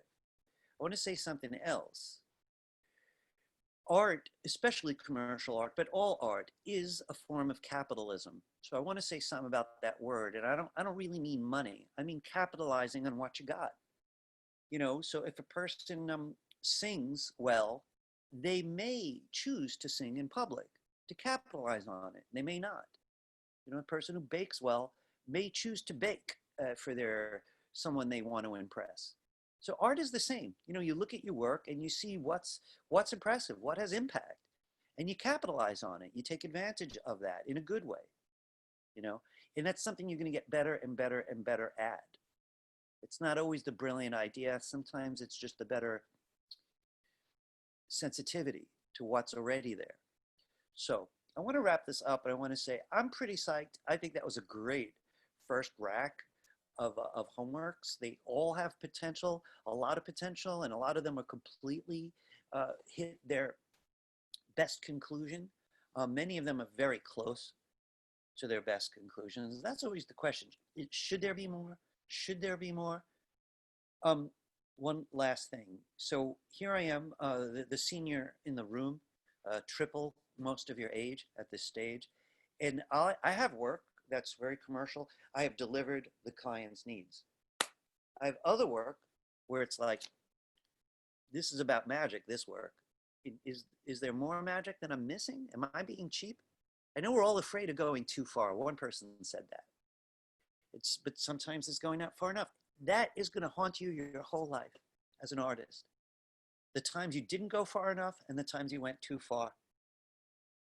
There's no magic formula to know. How far does this one want? Does this one? The cool thing about Illustrator is Command Z. You can go 20 steps too far. Command Z 20 times. So it really makes you want to take chances. All right, folks, I want to switch subjects. I want to introduce the next project and also say a little bit about revisions. So I'm still screen sharing. Oh my God, am I recording? Oh, good. I thought I forgot to do that. Oh, good. All right. I want to show you something on the handout. First off, did I mention revisions at all? Yes, I did. All right. So here it says, note about optional revisions. Keyword there is optional, right? I don't think I saw any work that I have to have a revision. I'll generally let you know if something really fell short. But there is a big difference between B and A, so I don't know. Work submitted on time today earns the option of revising if you should choose to. I'm going to make a folder later today called this, CD 124 Revisions. I'll keep that same folder the whole semester. So any project that's revised. So if you'd named your art like this, you're just going to change, oh, forget the PDF part. That's my mistake. We're sticking with .ai. I'm sorry. Don't let that confuse you. I'm going to fix this right after class. This is the part I wanted to show you, though. Add V.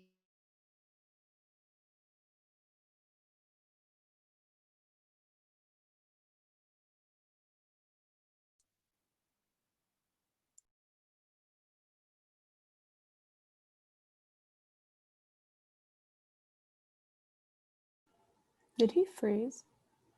Yeah. All right. Yeah. Yeah, Not sure if you can hear us. You're frozen. we can hear you. There, didn't I? You all went black suddenly. Everyone's Very good. photos. Oh yeah. So I guess you guys didn't hear me talk about revisions, or did you? No. No. All right. Here's the short of it. Wait till my revisions folder.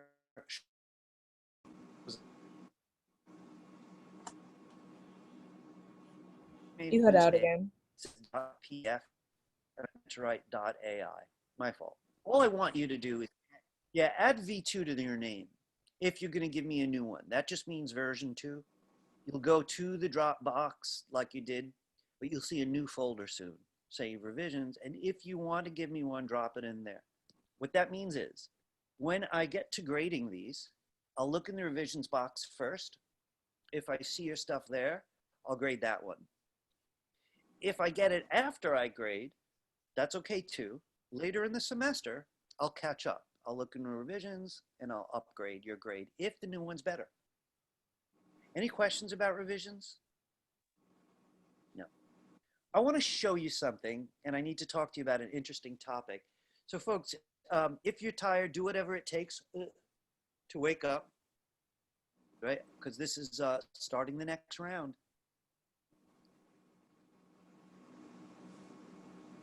This project's called the Pictogram Project, and it's very similar to projects that other classes at FIT are doing in this vector graphics, because I think there might be maybe 5 or 6 vector graphics classes. A lot of them are doing emojis.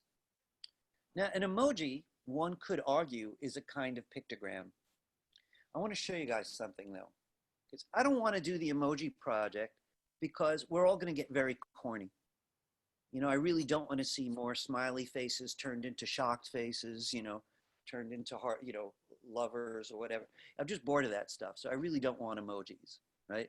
So we're going to follow something similar. I want to show you something quickly.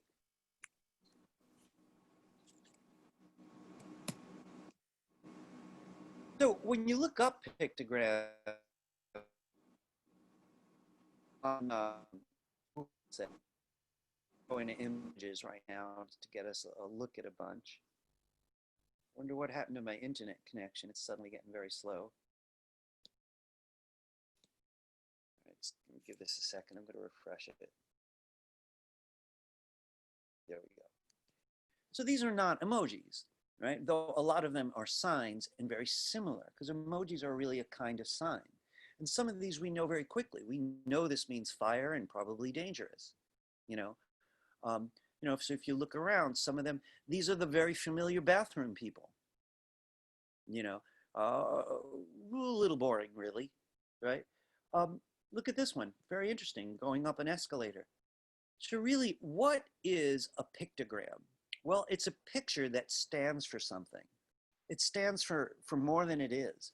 It's not the same as an illustration, because I'm not going to draw this guy's mustache and, you know, and his striped shirt or all the details on the escalator. I'm making a point in a very simplified way. All right, so this particular project is the pictogram project. But what we're going to do is we're going to describe a process in 6 to 8 steps. Now, what I mean by that is a simple process that takes 6 steps to achieve. And you're going to tell me about that all in pictograms, 6 separate drawings, this time no text. So this time the challenge is different. The drawings have to tell me the whole story. So if this was going to be how to make pasta, spaghetti, right? 6 to 8 steps. Well, I got to get the spaghetti. I got to boil the water. I got to put the spaghetti in. I got to take it out and drain it. If I want to go just with 6 steps, I got to eat it. If I want to go with 8, maybe I include warm up the sauce, pour it on and eat it. So you want to find something that you could break down into no less than 6 needed steps, no wasted steps, 6 steps that really count, and no more than 8, right? If someone really needed an extra one, I'll cut you some slack, but I'm looking for 6 to 8, definitely no less than 6. So I want to mention something. These in text are examples. If you can't use these, right? That's why this is in red. Right? You're going to have to choose something of your own. Grilled cheese. How would you make it? Well, the first step would be gathering the ingredients. So maybe I draw all the ingredients, the bread, the cheese, maybe the butter. Then slice the cheese. That would be my second drawing. Third drawing is butter the bread. The fourth is put it together. The fifth is toast it. And the 6th is eating it. I could break that down differently, but this is an example. Feeding a cat.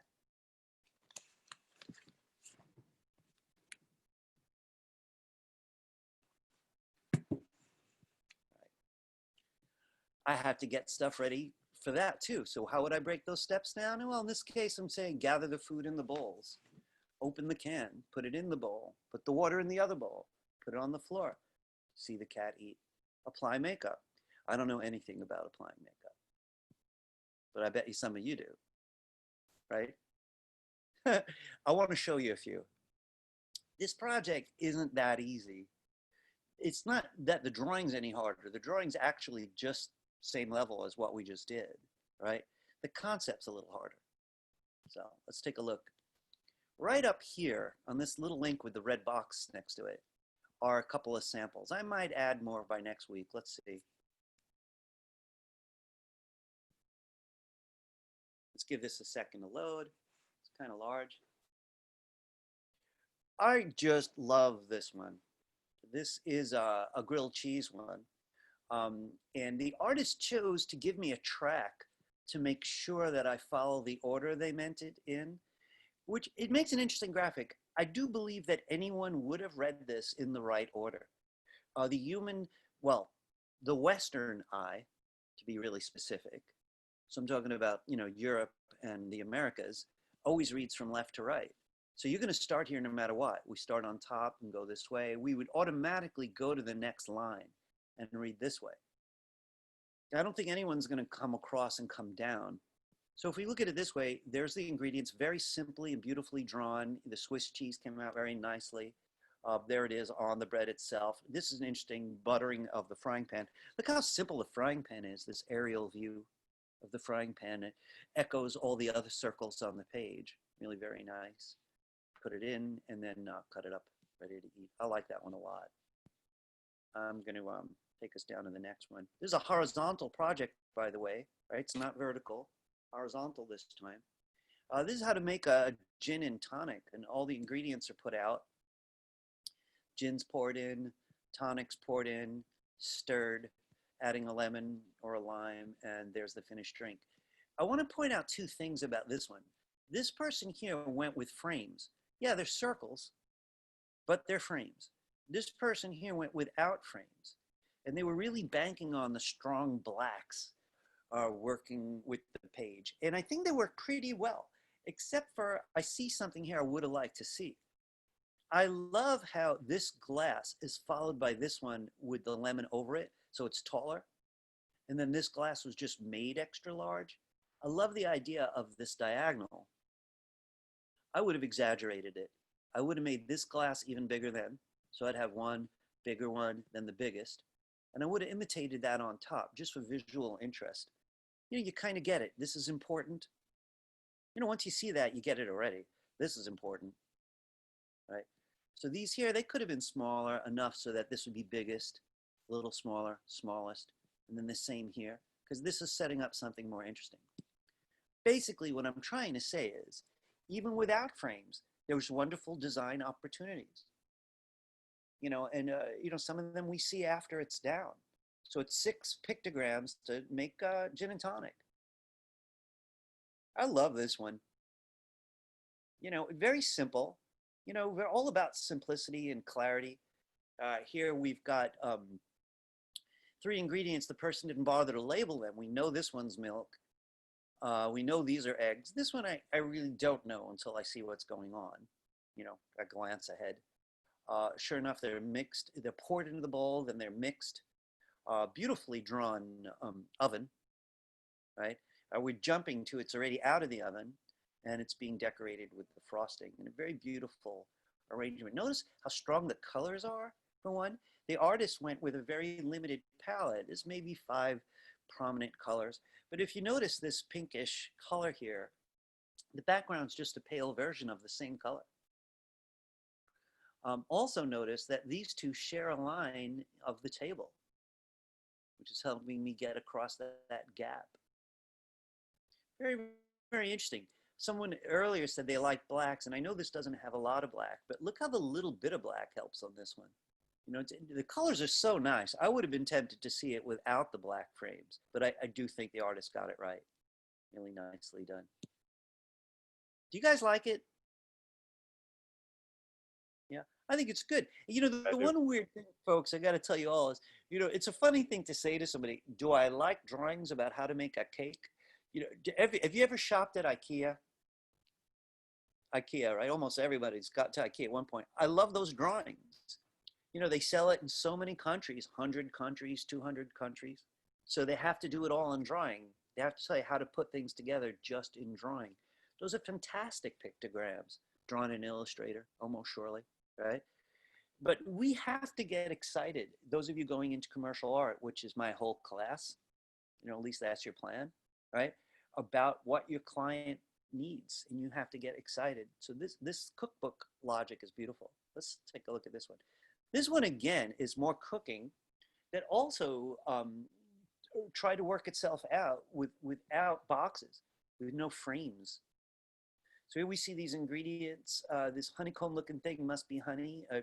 This artist has a very unusual angular style. So there's lots of tiny shapes overlapping everything to make all these lights and shadows. And there's something in the box. Again, I don't know what it is just yet. They clearly, something's being boiled. And then I know, oh, that's tea. Beautiful tea bag. Must have come from the box. Look how big the tea bag is. Right? You know, logically, it would be smaller than the pot, But the artist liked the design of the big tea bag and also brought our attention to it. It was kind of the star of making tea. And then here we're looking at what's the honey jar. One thing I never really understood about this one is, what is this hand doing? It looks like it's cutting open the honey jar or something. Don't quite know what that is, but I like it anyway. You know? And then it's being stirred, and there is the rather charming, very stylized mug. So I like this one a lot, just because it's so unique. There's still a few things I'm not sure of, like, can one object touch the wall like that? Probably not. It should probably be moved in. But by and large, I think the spaces around things is pretty right. This one is just dead on. You know, and I want to point out, I'm not celebrating styles usually. It's not like, oh, I love your style. I hate when people say that. When people say that to me, I'm like, describe my style to me so I know what I need to change, because if I'm going to be labeled that fast, I'm going to chuck it out.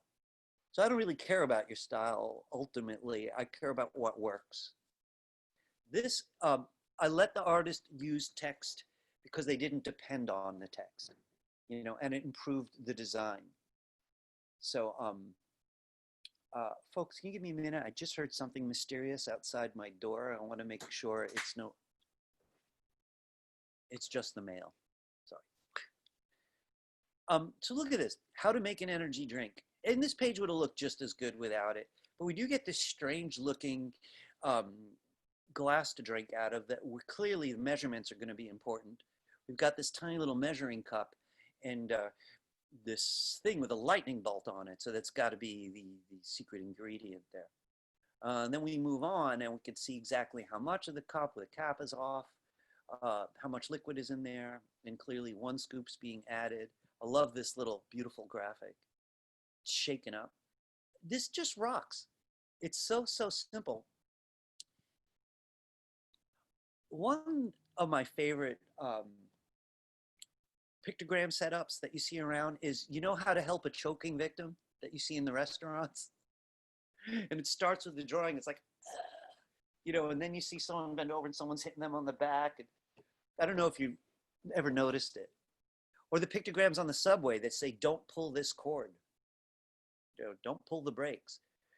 That's what we're after, things that make the point succinctly. And what's beautiful is their clarity.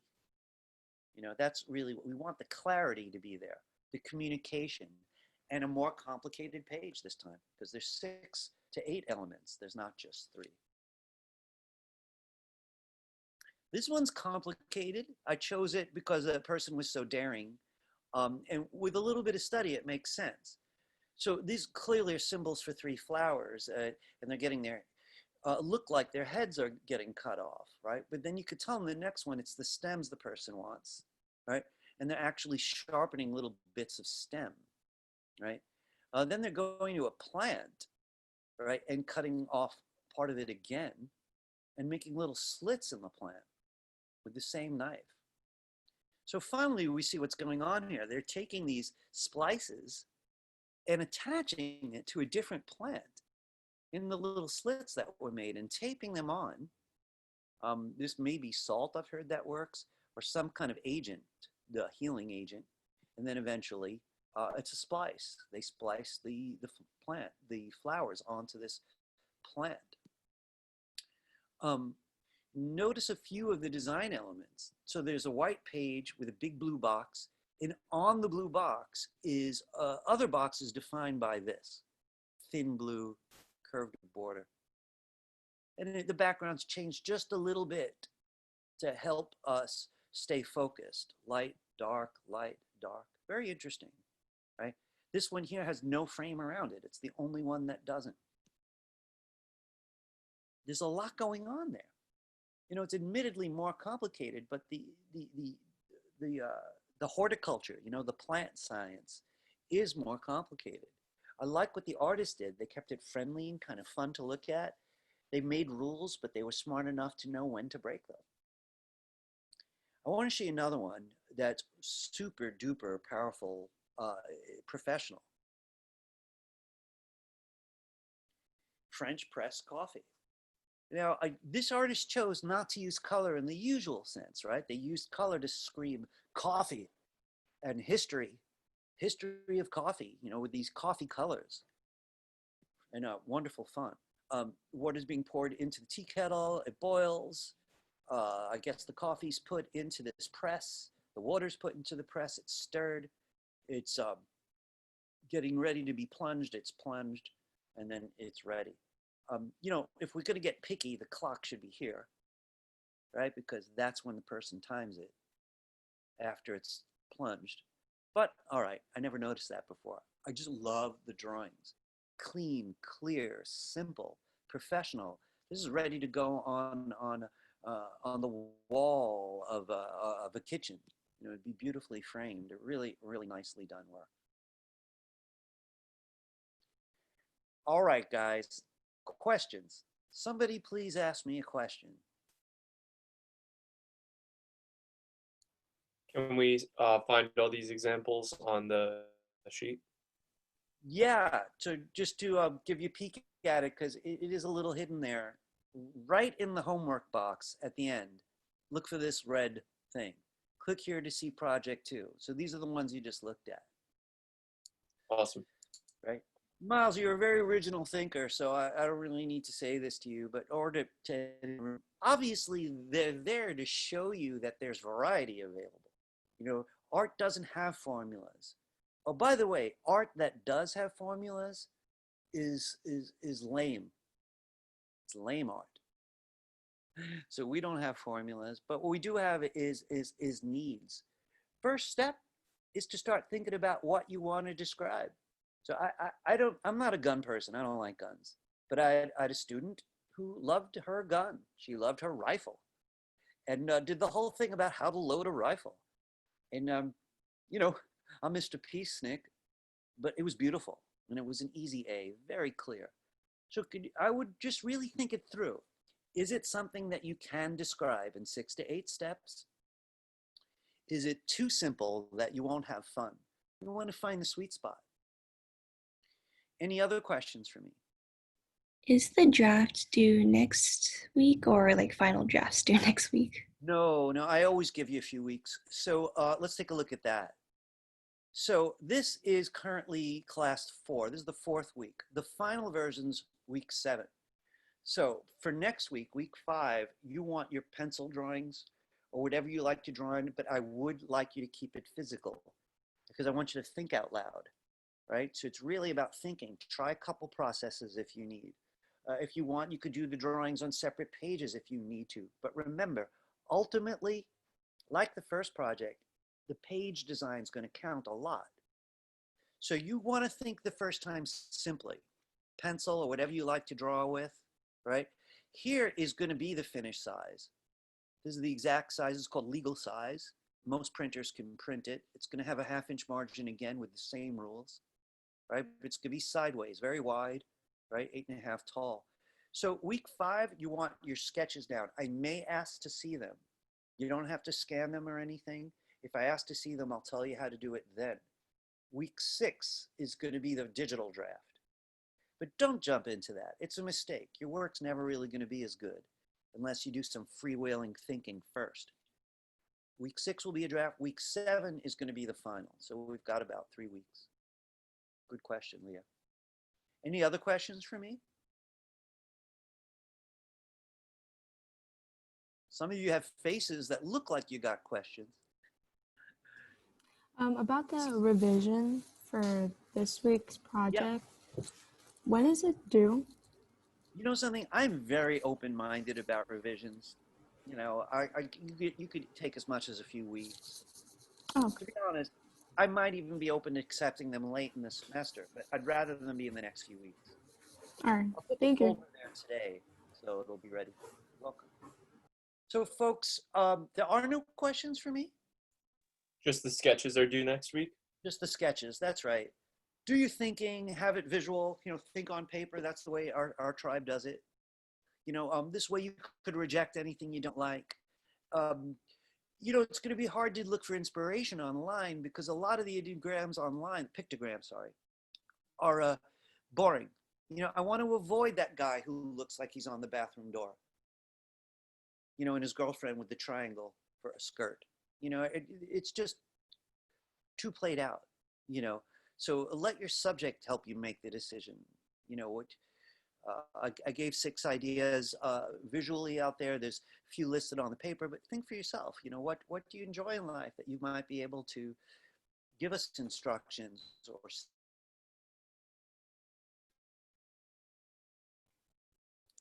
anybody else question wise? Yeah. Folks, I want to congratulate everyone on a first project well done. Some of you guys are made of nails, very tough people, and you weren't at all afraid. A lot of you guys were afraid, which is natural, but you did it anyway.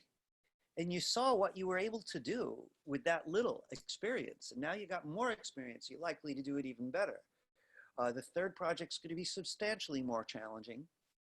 By then, I will have taught you all sets of new skills.